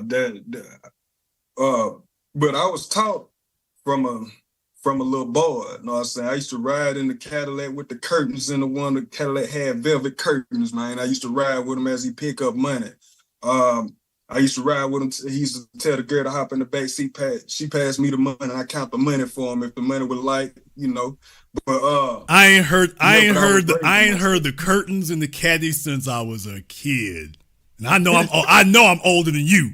Y'all, I ain't heard about the curtains and yes, we had them in Shreveport. We damn sure did. I ain't heard about the curtain. Now I know you real. He said that right. I'm like, okay, you didn't have to tell me where you from. Curtains in the caddy, that's a deep South thing. That is the deep South. So he said that, okay, your paperwork's good. Your paperwork's good. Yeah, man. But I love listening to you, though, man. I started listening to you, and it really resonated with me. You know, I said the words you were saying and the points you stand on, and I feel like I was born with it. Most of the stuff you say, I already felt. But your sole purpose supposed to be your purpose, man. Your sole purpose in life supposed to be your purpose and where you're going. Paying for coochie, man, that's something that... Well, that shows a lack of purpose, dude, because here's the other thing is that, you know, you talk about being an electrician. The real thing is you have a focus and direction in your life. People can see when a man is unfocused and directionless, and that's an immediate turnoff. Just being able to show that you got something going for yourself and you can hold a conversation. If you can balance just those two things alone, but brother, the majority of males out here today don't. They have a job, but they don't have a purpose. Those are two separate things. You have an employment, but you don't have a purpose. That means something because every female is expecting a man to take her somewhere. She's expecting that man to leave her better than he found her.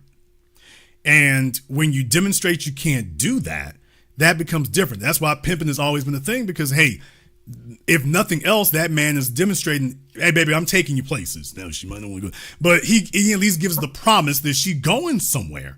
And that matters to a woman that you're able to do that. If all you're doing is marking time, that's going to be an automatic turn off. And women are calibrated to see that just the first couple of seconds they talk to you, especially when they've been messed over a few times. When they have enough experience, yeah, they can talk to you for about 5 seconds, glance at you. Yeah, you're not going anywhere.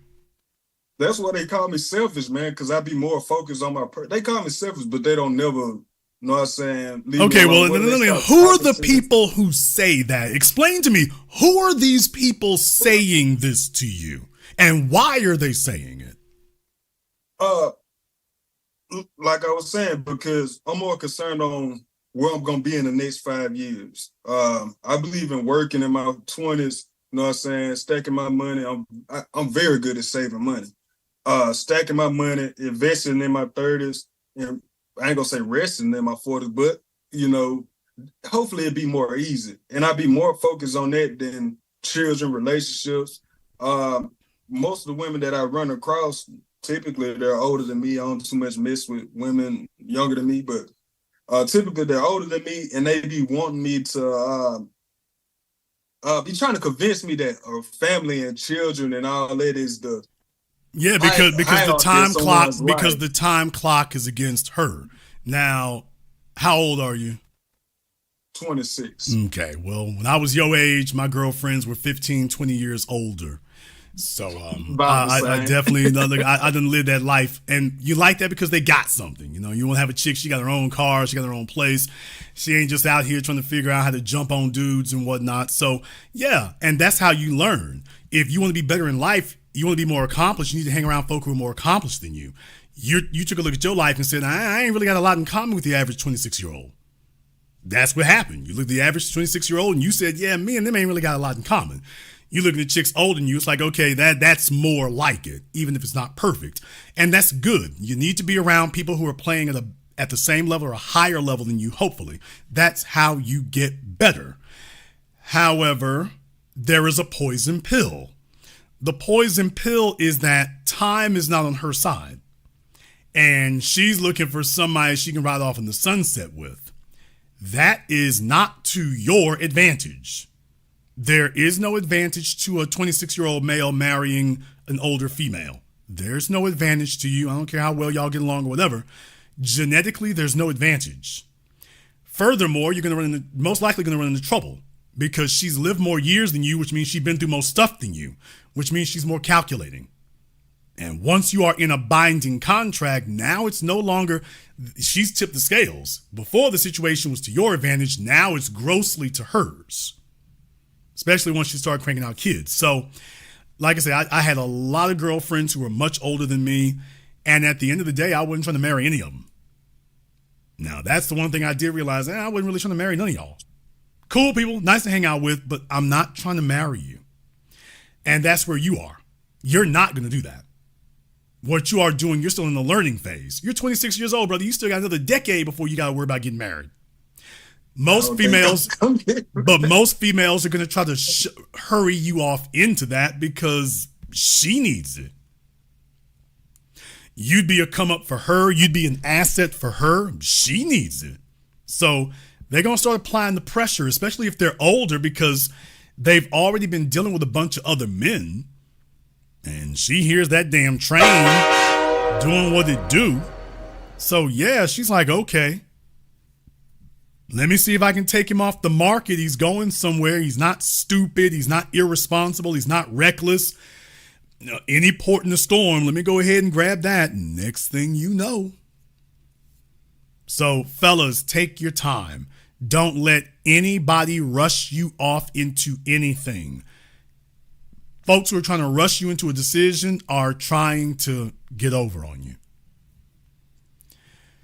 Let me go ahead and see his Zoom there drop, but that's okay. Let me go ahead and see if I can grab my man Prince out of Richmond. Hi, brother Prince. What's on your mind? Brother Jason, enjoying the broadcast tonight. You're right. You know, it's good to learn from older women. You learn a lot. You should be able to learn from any woman that you deal with, Jason.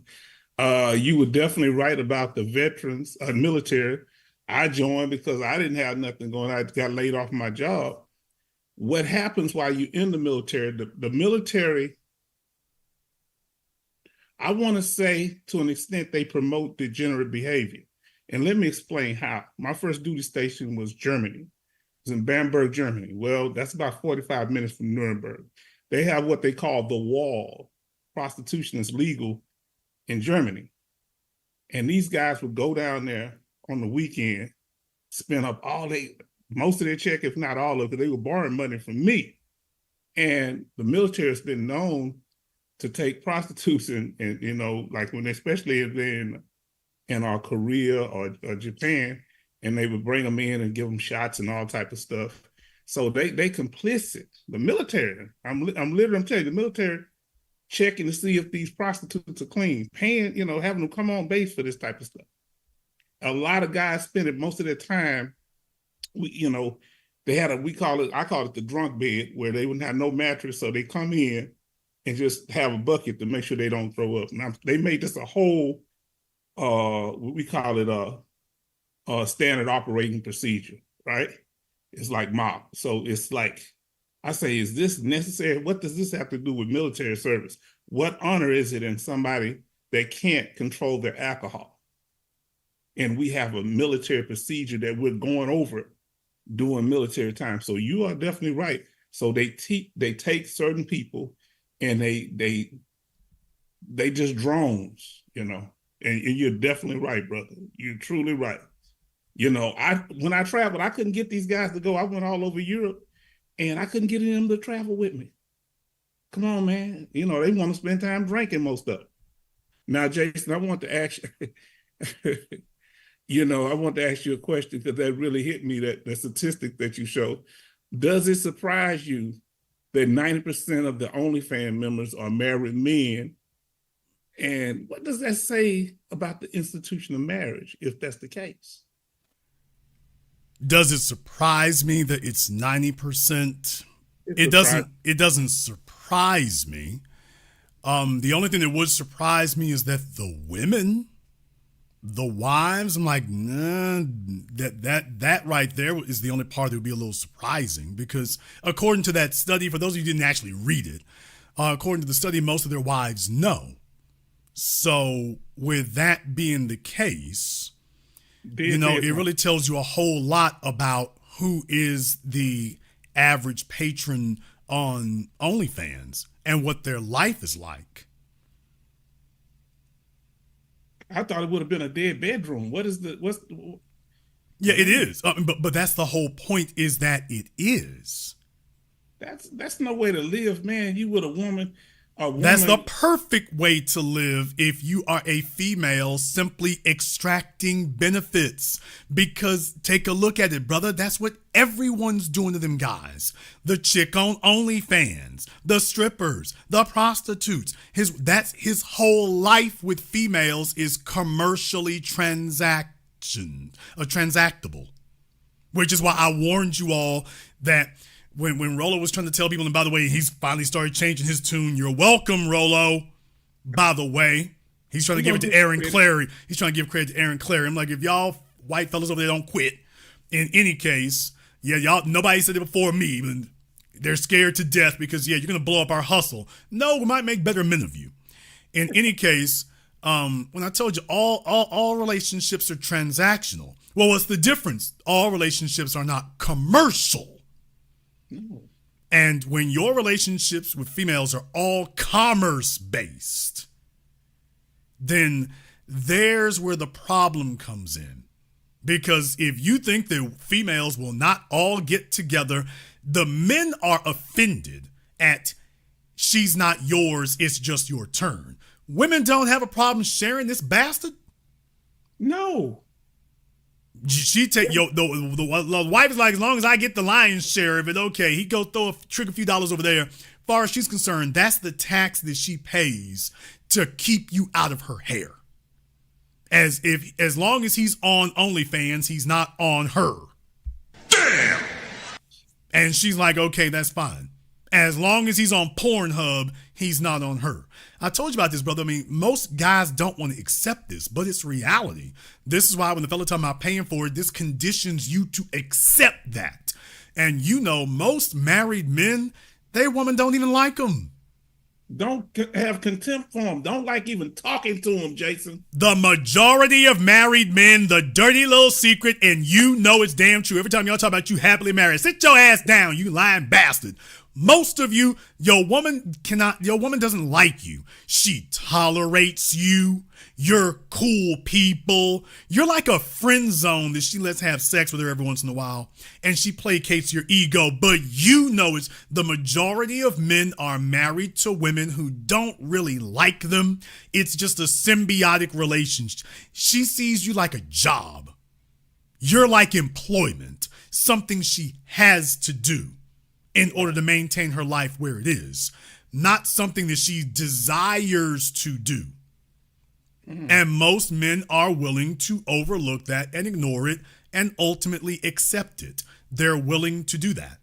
This constant state of disrespect and disdain.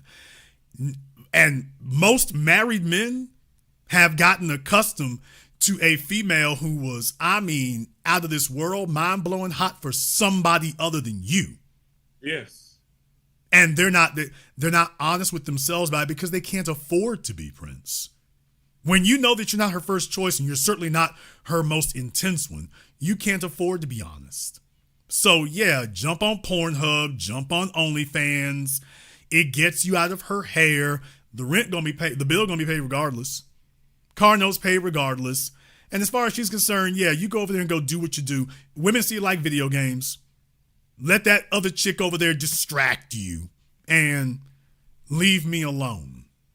But he's not even, most of the time, he's not even getting real sex. He's getting imaginary. Here's the issue, though, Prince. The issue is not about who he's having sex with. The real issue is about who is she having sex with. Auntie, chill. See, the dirty little secret about OnlyFans is not the 90% of married men who are on it. By the way, those 90% of married men who are on it, what are their wives doing? She got female problems. Her hormones are gone, Jason. She's not into sex no more. Yeah, you on Pornhub and whatnot, rubbing on yourself. What is your woman doing? Do you think that's what she's doing? Hell no, she's getting satisfied.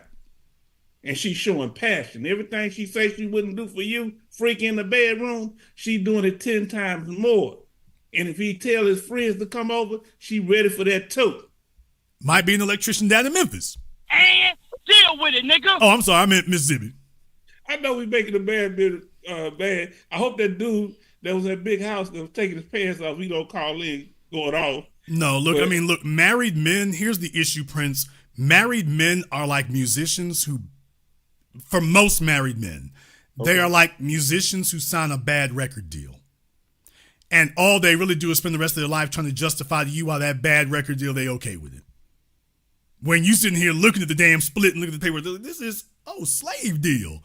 And it's just like, okay, if you're going to live that way, but you and I both also know these fellas will sit up here and tell you about how much they love marriage and this, that, and the other, but they're not hanging around married dudes. They hang around a bunch of single dudes.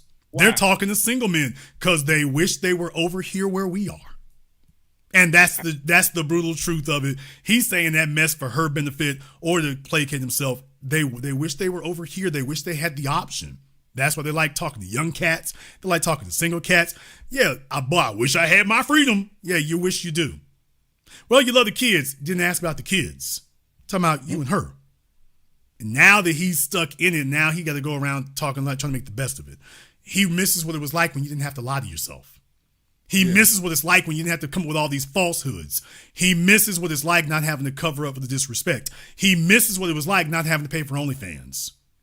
And as you know, most of these chicks ain't even having to do nothing. Most of them just talk to these dudes. These fellas are sitting up here paying just to have a female to chat with. Or not just chat with, to acknowledge his existence. I don't know what goes on there. I've never been one to pay. But you telling me them dudes are just talking. But is she talking to hundreds of people? How can do they get some kind of special communication with them or something? How what kind of connection can you have to somebody that is some general, and the more people they got, the more money they make? No, so brother, it's they all want the same thing. From one woman. Well, they would take it from any woman who would acknowledge them, but she may have dozens of guys she's talking to on OnlyFans, but they all want the same thing. What is she selling? She looks beautiful, even if she has to go, be up under the damn pancake people. Even if she has to put the angel mama on her face. She looks presentable. She talks soft and feminine. And even if it's only for an hour or 5 minutes, he's got her undivided attention. Oh, okay. Do you realize the average fella out here doesn't have a female's undivided attention? He doesn't have that. But they got other women outside your house you run into. Even when I was married, I worked with women. I was around women. Women were everywhere. So what do you mean? They in the grocery store, man. Okay, well, just because you have a lot of options doesn't mean you have a lot of choices. Oh, break that down, okay? The average female is woefully deficient. That's why the chicks on OnlyFans they're so good at being female that they can charge for it. The average female is completely deficient at being female. And deal with it, nigga. There's the killing part about it. The average female, you sitting up around with the horse hair on your heads. You saw Cardi B, and now you're sitting up here spray painting your faces. You know, they're not focused. They can't hold. The men can hold a conversation. The females can't. You know, not until they get middle age. So when they're young, they feel like I don't have to bring anything. I brought ass. I don't have to be able to talk. I don't have to hold a conversation. I don't have to have a personality. I can just sit over here like some living mannequin, and that's all you expect from me. I brought ass. And when that loses its value, then they're dead and gone. So what happens is these men out here, what happens to married men is married men get baited and switched. Damn. That's real talk. How did it go? Does it happen suddenly, or is it a trick you go through, Jason? It's been my observation that, generally speaking, the warning signs exhibit themselves right around the time that you walk down the aisle. I'm listening. It's been my experience that bridezilla thing is a real thing. The warning signs I would say for fully half the men. The warning signs are there at that point that you don't walk down this aisle today. Don't do this. That wasn't a momentary aberration that you saw last week from her. Whatever it was she did, that wasn't temporary. That's the real thing. As she gets closer to getting you down that aisle, she's like, I got this nigga where I want him. Yeah. I don't have to keep pretending anymore. You see, I'm putting in 120% effort to get you down the aisle. Once I get you down the aisle, I don't have to do that anymore. I can go to the level of effort I really want to be at, which is 0. So it's all about getting you down the aisle, because even if you're no longer obligated to her, you're obligated to the state. So it becomes about that. So she knew the only way getting him down the aisle is triple X rated and this, that, and the other. Well, she sees the damn reaction. That guy she's seen since she was a teenager. She knows what to do. Okay, she's trying to get a sponsor. Once she's got you down the aisle, it's like, okay, I don't have to do that anymore. For half of them, they can't sit on it. They can't contain it, which is why half of these marriages dissolve within 3 to 5 years. Okay. So half of them can't even get down the aisle without showing signs of contempt. The other half, for whatever their reasons are, it might be religion, it might be family, whatever, they try to be dutiful wives. And then that other half, slowly it tapers off, because here's the problem. The problem is you have reached max benefits. Yeah, but Jason, there isn't any higher benefit or elevation for the relationship he can give you beyond marriage. That's it. So now that you've maxed out your compensation plan, what is your incentive to continue increasing the reciprocal benefits to him? You're not going to get anything more. And from her perspective, I'm not getting more. Why do I have to do more? Hell, why do I have to do what I've been doing? I'm going to get the same level of benefits whether I keep giving you triple X or whether I give you no X's. I get the same benefits regardless. I think I'll go hang out with the girls. I think I'll go work on my gardening. I think I'll go watch TV. That's the situation that's been created. And Jason, some women, like my ex, their checklist is just a little bit longer, but the contempt is there. So, brother, let me tell you something. That women is women. My thing is, let me put it like this here. I come across sometime as soft and weak. And so if a woman perceiving me as weak, that's weakness. So you gotta always, you have to always be consistent. Like the brother was talking about being laid back. I call it being laid back. And then when it hits them, it's surprising. She stayed cool after the marriage, the house, the cars. And then once she got that, like a time release capsule, but like you say, they show little things of contempt, some open hostility that can. Well, okay, but there's the big thing that is missing that 90% of males compromise on. What's that? Which is why in the internet era, we've been trying to bang this home and hammer it home. It's not that most men don't know it. It is that most men are such baseless, shameless, degenerate sexual scavengers that, yeah, they talk to us one way, but as soon as a female sit up here and rub them on the leg, everything we said flies out the window. Sir, Is she passionate about you? That's a requirement, because you see, that's her emotional investment. That's more valuable than money. She can't replace that. If she sees you as that dude, that's what she's going to hold on to. If you are here to be a sponsor, and that's what the majority of males have married to be, they married to become a sponsor, and they told themselves, oh, well, that's the way it goes. Well, for men, we can do that. Men can operate that way, but that's not what you're asking from her. No. And if she's not going to be able to keep this up, most women are not getting married to dudes today because they love them. They're getting married because they need a sponsor. They need an escape plan. They train wreck their finances. They train wreck their lives. They've gotten too damn old. They've gotten too damn wore out. The stretch marks are hanging like potato sacks. They don't have any choice in the matter. They got to get an exit plan. And you are the damn exit plan. Okay, but do you realize that a person can't help but have contempt, especially if you accept them? Because she knows this is glaringly obvious, and she has to go break down and get a guy who's devoid of options, because someone who has options is not going to go for that. So a fellow who's sexually scavenging, he's willing to overlook all the obvious warning signs because there's something he so desperately needs because it's being denied to him. So he plays the game, as it were, and then he goes and makes this commitment. And from there, now that she's got you locked in, now she starts slowly backsliding because the passion's not there. What do you do when you're getting up in the morning? It's like, I have no passion to do this. I can't fake it. I can't, whatever little lie you tell yourself to get your motor going, you can't do that. This isn't really who you want. And if there were a way to separate him from his resources, that's what you would ideally want.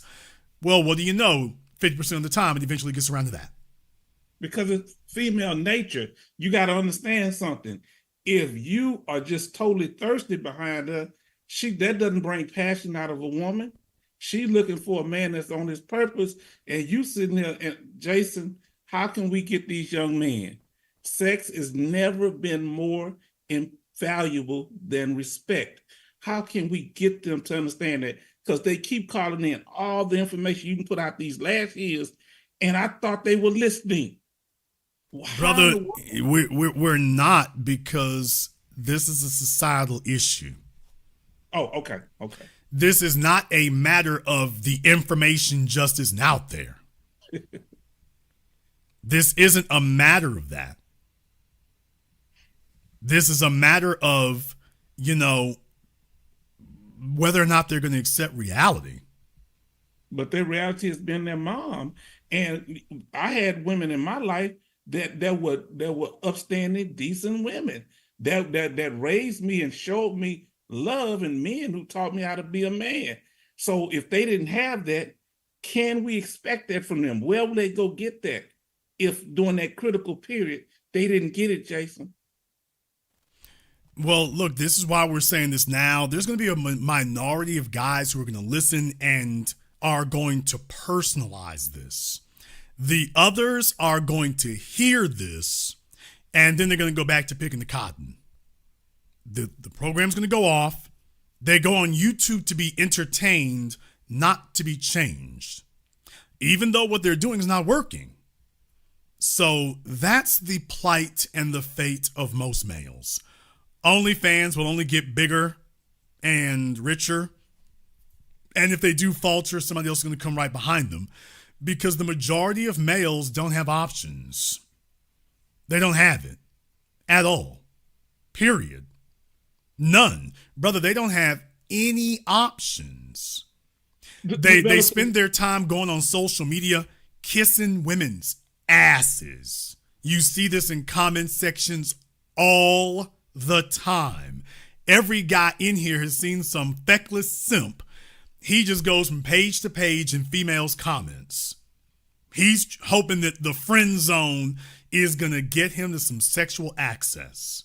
Never happened. Well, no, it does happen. Actually, it does. No, yes, it does. They end up with a bugger wolf or a Tyrannoberg. But what they don't end up with is someone who's genuinely passionate. That's the element that's missing. You see, the reason why you're willing to kill and die for your children is because they're willing to do it for you. What? Your children, you can see it in their eyes. They are genuinely committed to you.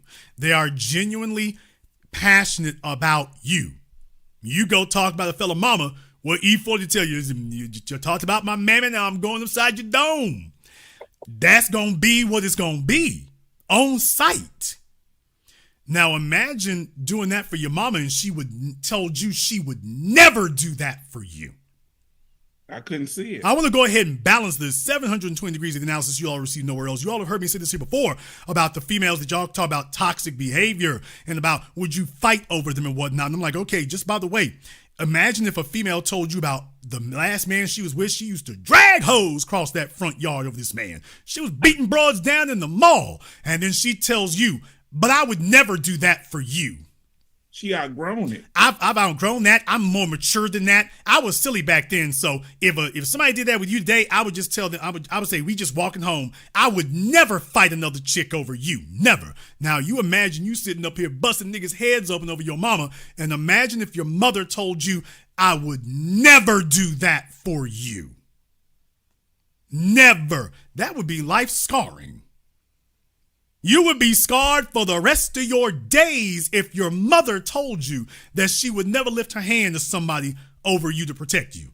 You'd be scarred for the rest of your years because you understand what that means. Man. She is not fully committed to me. Well, how committed can I be to her? Energy gonna meet itself at that level. You're committed to your mom and your grandmama because those women would die for you. Yes, they would. Yes. Okay. That's what you expect from this heifer over here you walking down the aisle with. That she gonna do the same damn thing. Ladies, you want to know why most of y'all can't get a man worth a damn to marry you and the rest of you are sitting up here kissing ass to a simp and just got to get in where you fit in? Yeah, because he can see you would never do that. They know it. They think men don't know it. Even the simps know it, Jason. Do the women think they're actually pulling the wool over their eyes? No, you don't have to pull the wool over the eyes of a simp. He's desperate. He's desperate. No, simps don't have to be deceived. Simps are desperate. They see what it is. He's willing to compromise. That's the difference. We're telling them, by the way, compromising comes with a cost. It's a risk. It's very risky. Well, it comes with a cost. For me, first caller in here tonight, that's the reason why I'm so glad he called up. He was willing to sit up here, a white woman calling him nigga during sex, and I'm fine with it. It's okay. I'm out. Okay, you might have missed the first hour, but I thought you were chatting.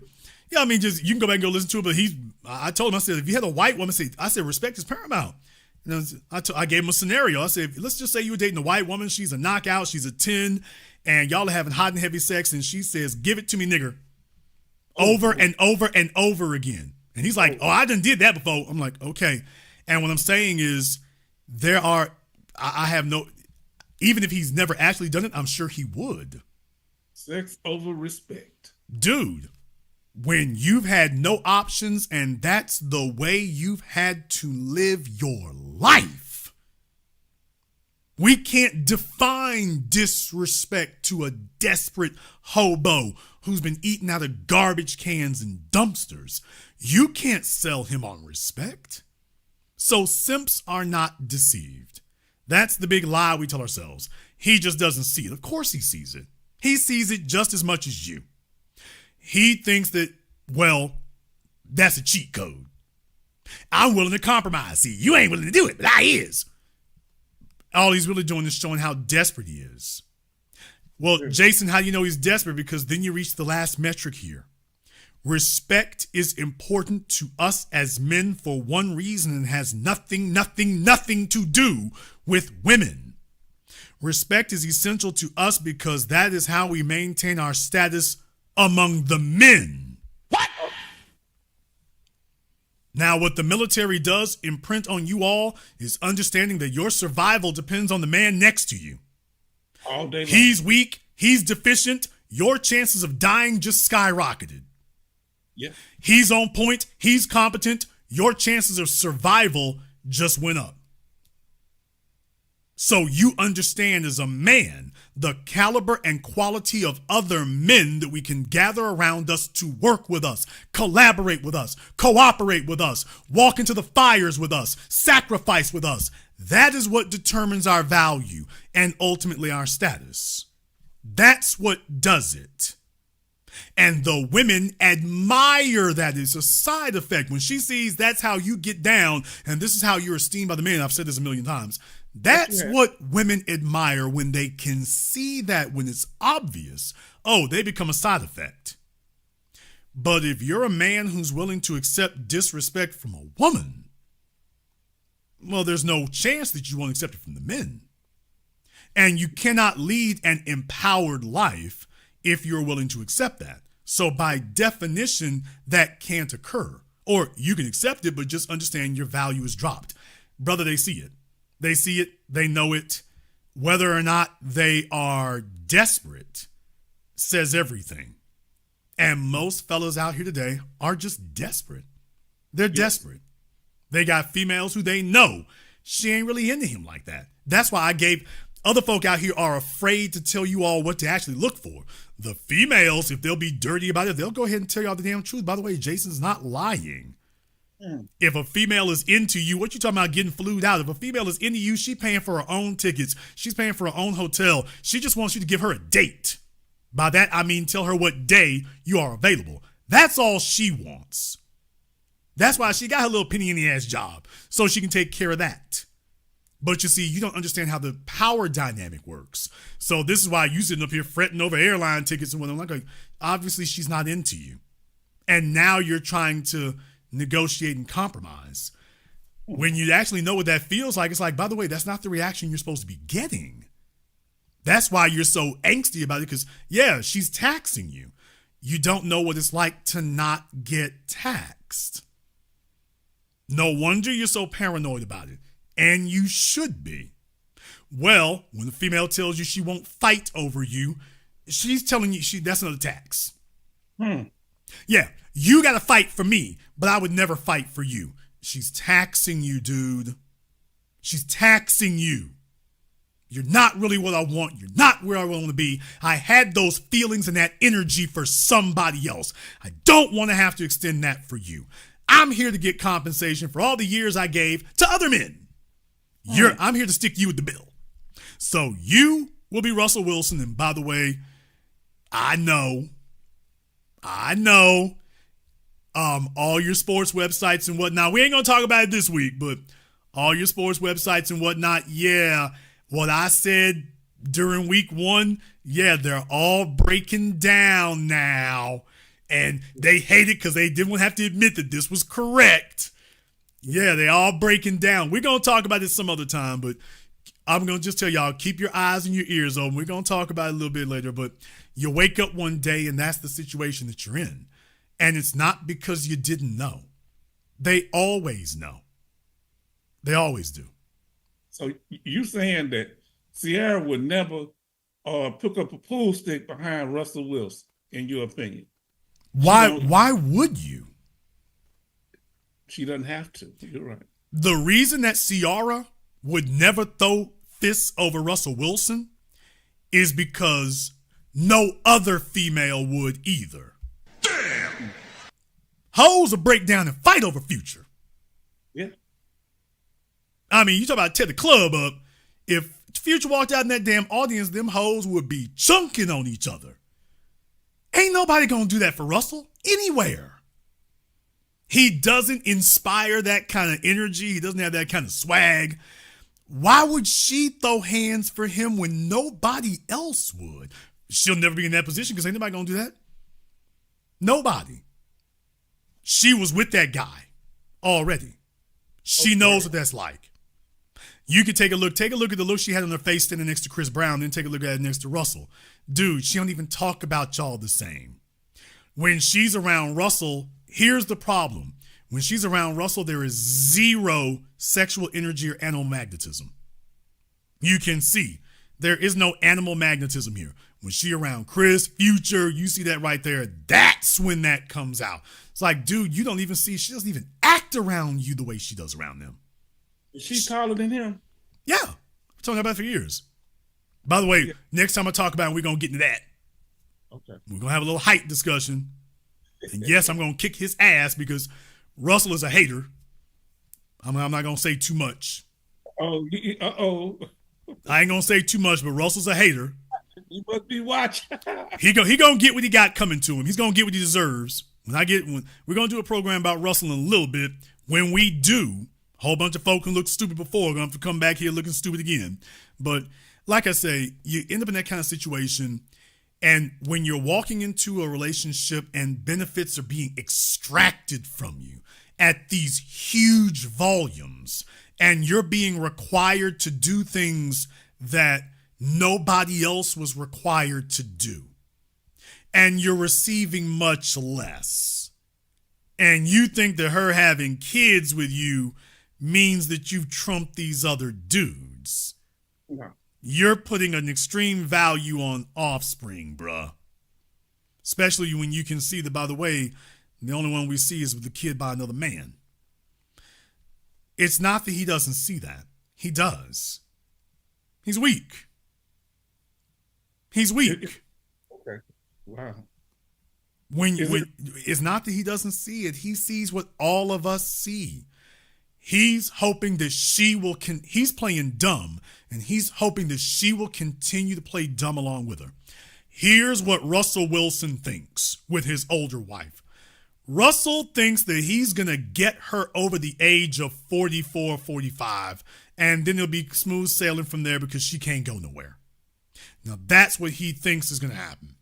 He thinks if he puts enough time in the game and gets her far along, it'll be smooth sailing. That's what he thinks is going to occur. You know, you're telling the truth. I had a 35-year-old veteran tell me that he doesn't take his wife to the VA hospital because he waiting until she get older so that nobody try to take her from him. I said, you ain't got her right now, partner. Somebody already got her. I mean, what? You gonna wait till a woman age out? Does that change the woman's mindset? Age? Let me ask you that, Jason. People don't change. Come on now. So he can feed himself paranoia all he wants to. If he's got this level of paranoia and contempt toward her, she can see it. She can see it. So he can talk that all he wants to. It's like, yeah, dude, obviously you're not in her best interest, and she's damn sure not going to be in yours. And that's going to be what it is. For him to even accept that is the problem. That's the problem. There's the real issue, but remember, weakness begets weakness. Exactly. Jason, should a young man, and I want to ask you this since you brought this up so clearly tonight, is it a young man's first thing to be about his purpose, but to develop respect among the men before he get in any strong, committed relationship with a woman? Can he do it without respect among the men? Meaning he has the financial stability. He might get that, but he doesn't have respect among the men. A man who makes females his social circle is going to be a mark. Talk about it. Whether it is a son with a mother or a man with a female, if the females are your social circle, you're going to be a mark.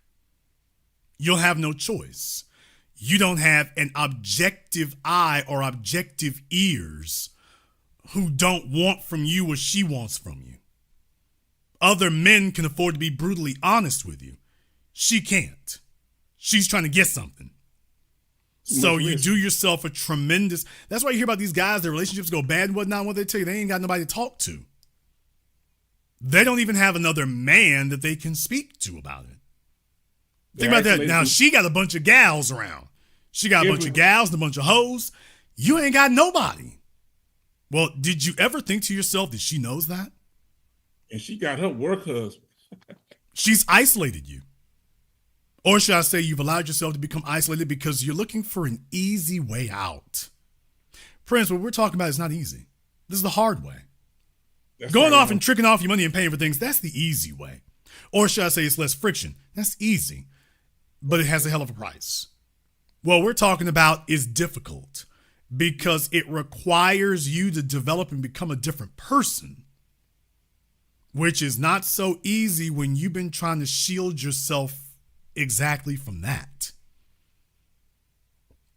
Jason, what are some of the signs of a woman? Because, like you said, with the married men, now that I look back, I saw subtle signs, but it became she just like all at once. She said, "Yeah, checkmate, nigga, I got you now." In her mind, so she just boom. Now here you go. Overlook. What are some of the signs of a woman? What was you saying? A woman slowly trying to get you under her control, or Okay, here's the problem. There are no slow signs. It's from day one. When you hear the complaints that you heard from the guys here earlier, they're complaining about dates. Well, what are they complaining about? Well, she's extracting benefits now. She isn't waiting 2-3 years down the road. She's not waiting a month. She's coming in the door saying that. Talking about what she want to eat at the first time you go on a date. I want to be at this. You better take me to a high-end restaurant because that's the quality of woman I am. And that's how females play the game. They sit up here and extract benefits from day one, from the very beginning. And as men, you're supposed to do the same thing. Now, you don't want the same thing from her, but you're supposed to be looking for the same thing. What are we doing? What are we moving? What are we extracting? That's what you're supposed to be doing. She's supposed to be giving value.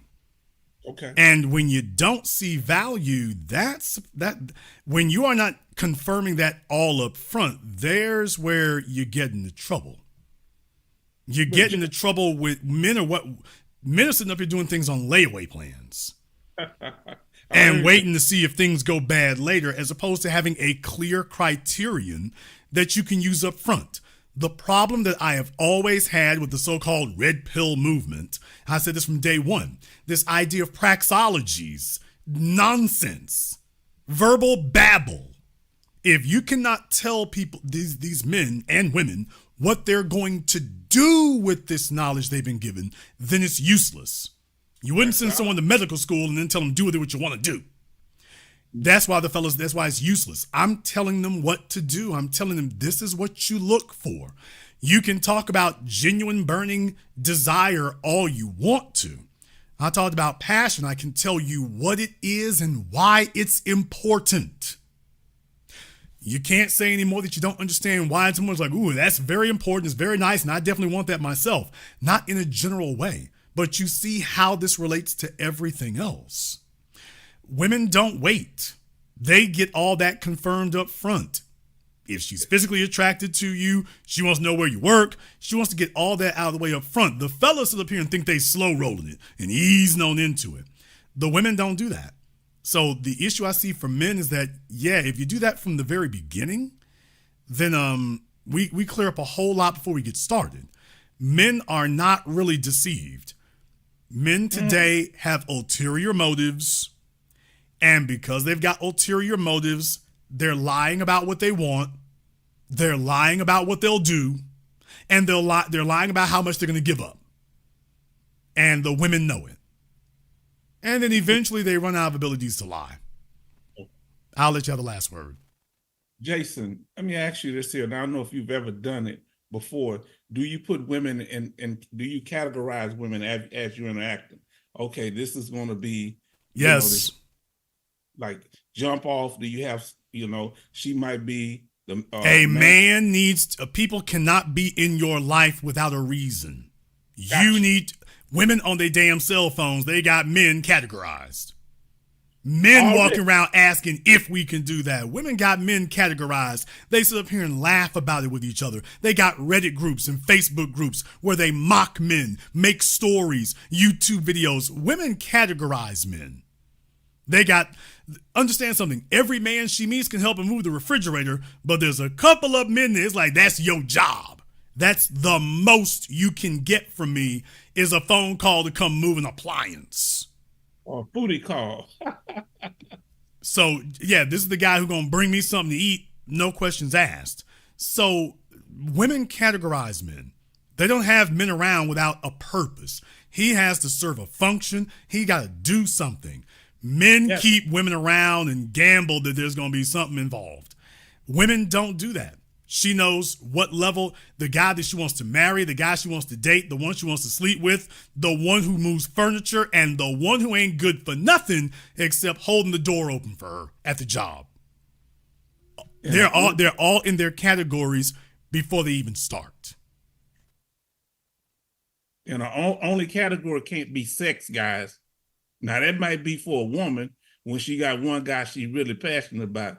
But in my opinion, the only category can't be, I just want to hit that, because random sex, random risk, random STDs, you can mess up your credibility among other people, because the quality of woman that you have on your shoulder reflects on how other people look at you. Well, the real thing is about whether or not you've been able to demonstrate that you can improve the environment around you. The guys who do the majority of the complaining about it, they haven't improved the lives of the men around them. No wonder you can't improve the lives of the women either. So whenever you hear those kind of statements, I'm always saying consider the source. Thank you very much for giving us a call here. We appreciate that. Let me see if I can get Mr.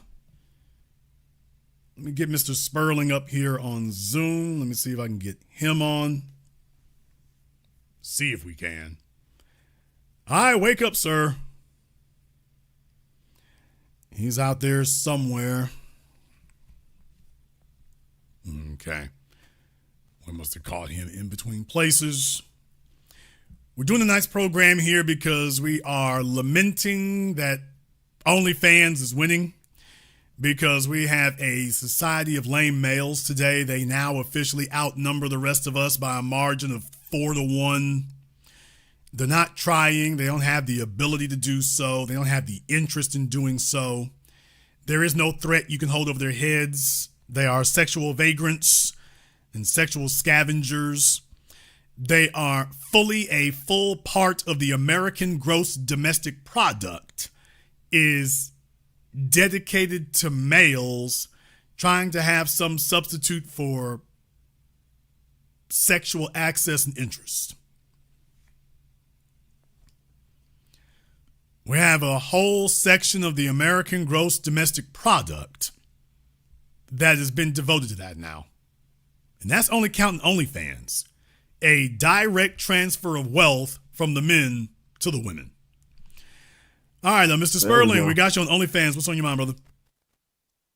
Hey, what's up, Brother Jason? I didn't get to see the first part of when you got started. I just noticed when I came in. But I just wanted to know, were you touching on the amount of money that the NBA grossed in paying all of the players as opposed to what was made on OnlyFans? Well, no, I mean, but you can definitely, there's a lot of industries you can go into to make that juxtaposition. There are places that don't have $6 billion in revenue, $6 billion in payouts, $6 billion in receipts. Yeah, that covers a whole lot. Yeah, because that's bigger than the gross domestic product. Billion. That's bigger than the gross domestic product of many countries. Right. If they paid out $4.9 billion in the NBA, but played out $6.6 billion in OnlyFans, I mean, that just lets you know the level of understanding how high the quote simp level is in this day and age. And it's not something that can be fixed, because you have a lot of men who are being raised by women and not understanding the nature of women and how everything works. Well, biology is biology. Here's the problem. The problem with incel culture is your incel beliefs are not going to overturn your biology. Testosterone is testosterone. You're going to desire female contact. You're going to desire sexual contact. That's involuntary. You'll have no choice in the matter. The real question is what level it will occur on. One that empowers you or one that diminishes you. And that's a fact. And I also wanted to add in and ask one question on one more thing. You talk about desire and understanding the desire of a woman and how she has that and using that as a gauge in her really being on your team and messing with you. Can you touch on understanding how that desire may, quote, diminish or decease based on how you are evolving as a man and how she cannot keep up or not have the desire to no longer want to stay there because of how you're developing as a man? Can that be a factor as well? It's a very delicate balancing act in that regard, because one thing that can be an asset can become a reliability in other ways. If you have a female who's about her career and ambitious, yeah, that's good on the one hand, but she's calculating. And you're another part of her life that she's going to be calculating about. You have to be honest with yourself that is what it is. I don't care what she says. Well, that is what it is. Is that what you want? You want a female who's a knockout. Okay, she's a 10. Females who are 10s do not believe they should have to put any physical work in this world. Exactly. So, okay. Because I had somewhat of a situation where it came to that, where I had a female who I put through a very vast vetting process. And then after the vetting process was 3 years. Then moving into the physical process of us being together, that quote came to another 3 years. And then just out of nowhere, that's too damn long. It just switched. Yeah, that's too damn long. There's no vetting process takes 3 years unless you're trying to marry somebody. I wasn't trying to marry her, but I've just been very careful. She's a single mother. She actually, we're just okay. So what you're doing is spending time. So it's not 3 years it's not 3 years to a phase. It's 3 years in total. So if we're taking longer than that, we're not on our way to a destination. We've reached our destination. You've been talking to a chick for 3 years and you ain't ready to pop a question to her. Oh, okay. I tell the females this for years. I'm like, baby, there is no next destination. You reached your destination. He's not on his way to making a decision about you. He's already made the decision. You're not wife material. You're not the one. He gonna hang out with this until the wheels come off.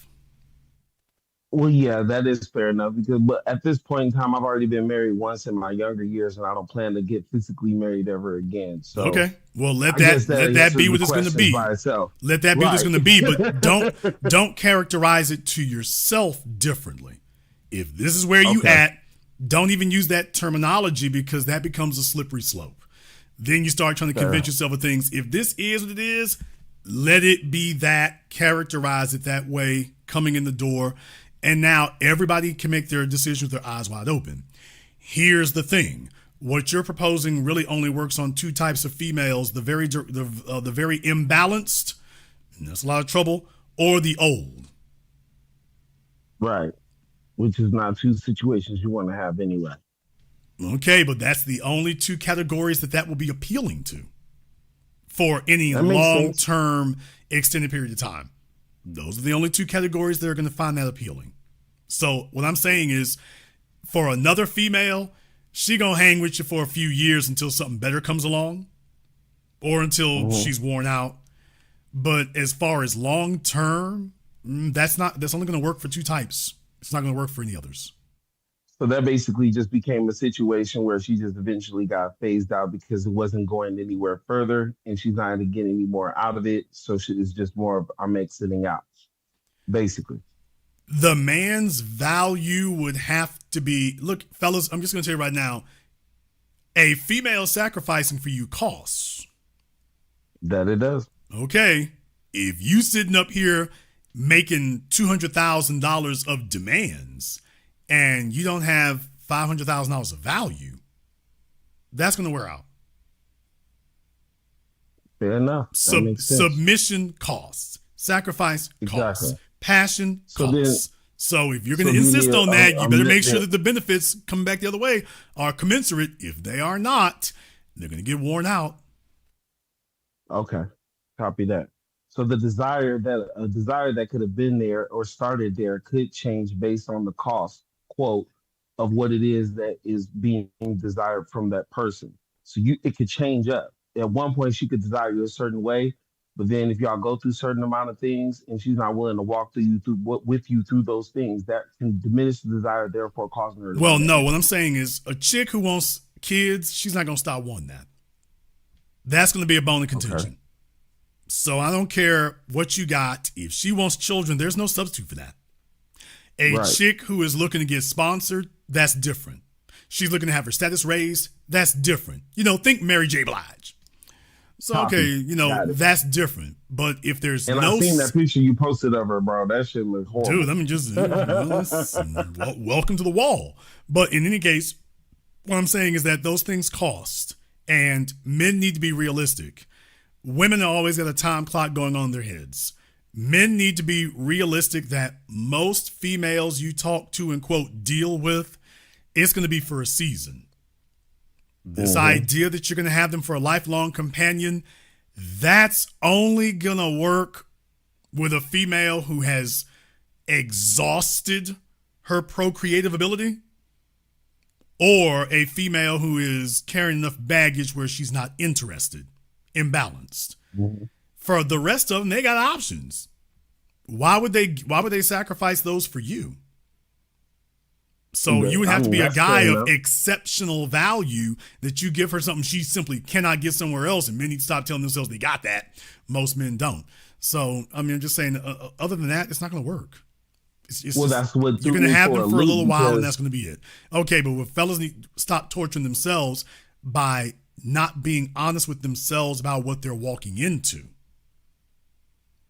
Fellas don't want to be honest and just say, okay, the clock is running.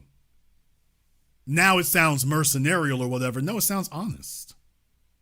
Exactly. Well, I was always honest in the situation. She's 42. She has 2 kids. They're not mine.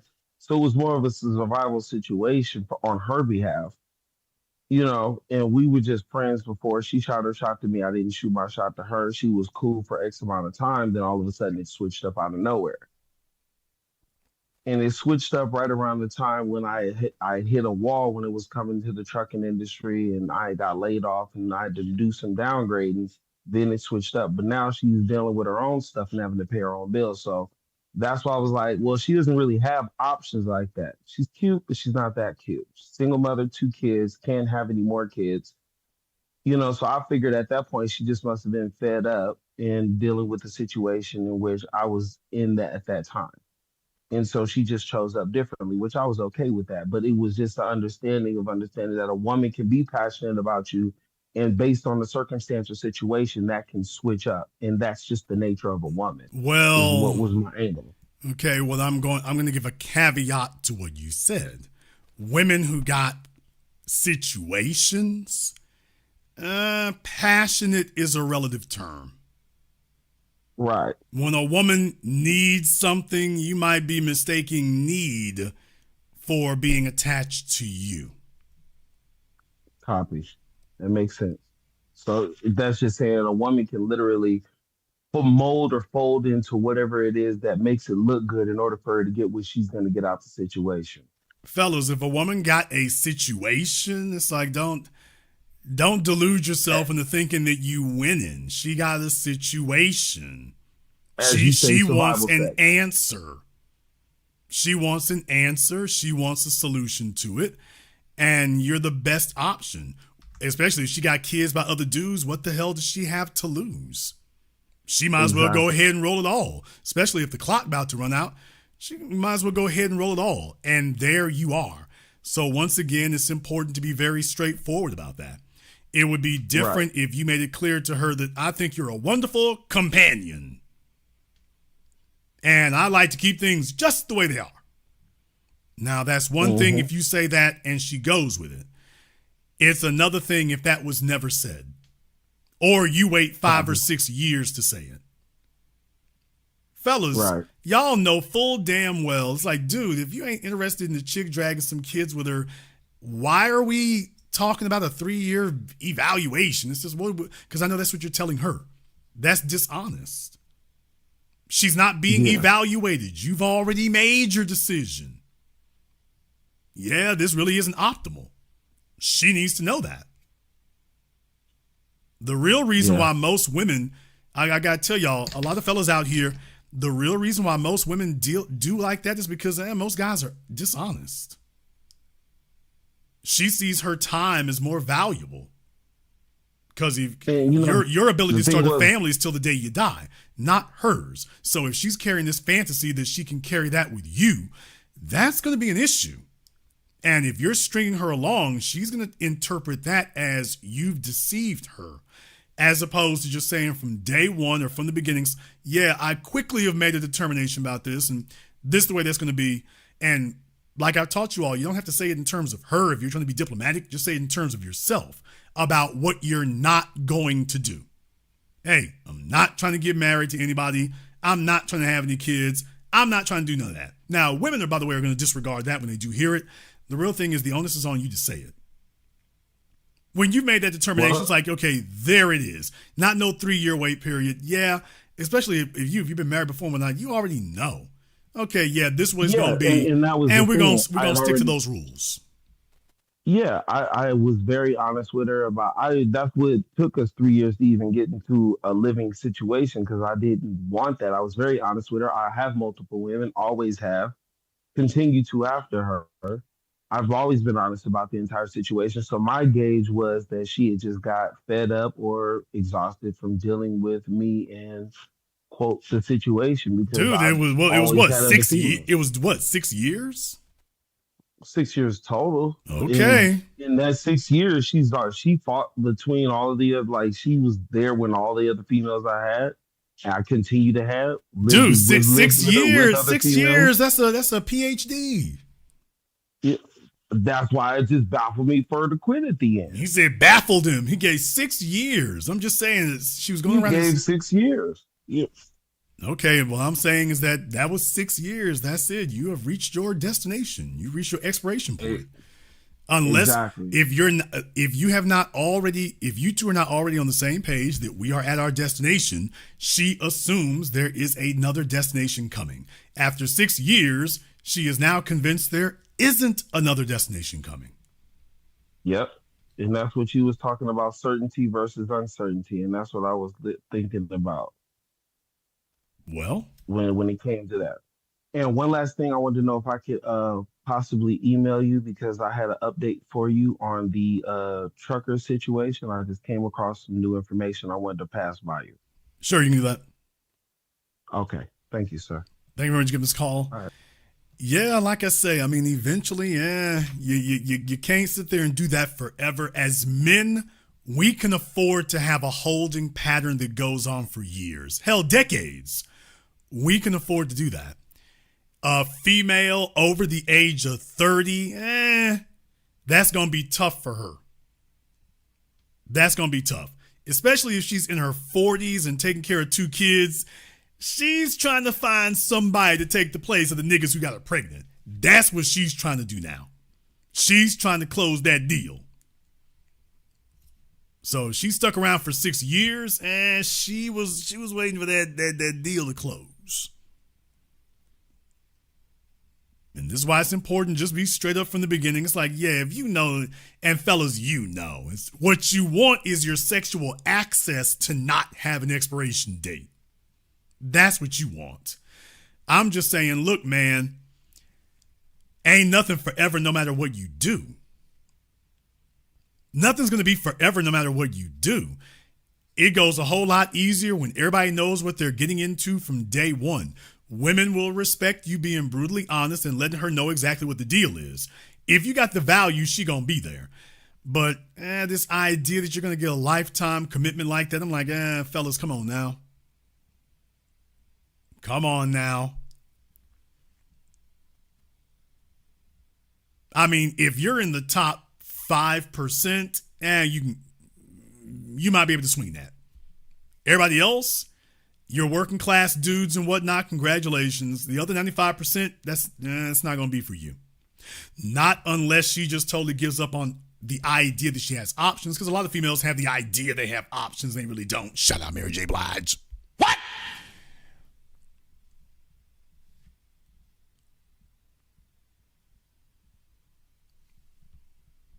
But fellas, welcome to the OnlyFans era. The man standing next to you is most likely one of these Only simps. It's only going to get bigger.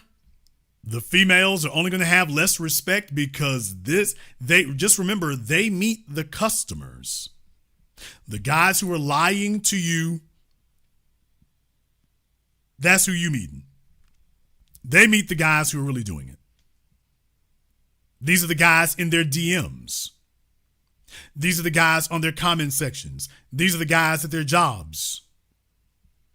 These are the fellas who would never breathe a word about this stuff to you or me.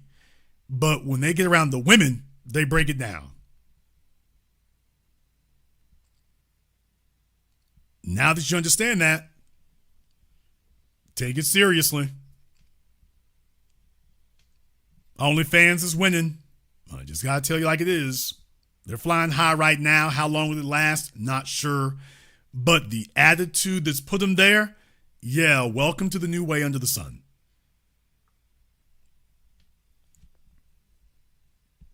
Welcome to the new way under the sun. We're going to go ahead and wrap things up here tonight. If you are new here to the business, welcome to the program that all your favorite YouTubers love to hate watch. This is The Biz. Click that red subscribe button. Click that yellow notification bell. Join us each and every time that we're here. If you haven't joined our Patreon, the link is in the description. You're definitely going to want to go ahead and check that out. A lot of good stuff over there for you here as well. I want to thank all of you for tuning in to tonight's program. Thank you for watching live or recorded. Thank you for liking, subscribing, and sharing. And this concludes this broadcast of The Business. I am your host, your brother, your humble servant, Mr. Jason Black. And until next time, my brothers and my sisters from around the world, remember, handle your business or your business will handle you.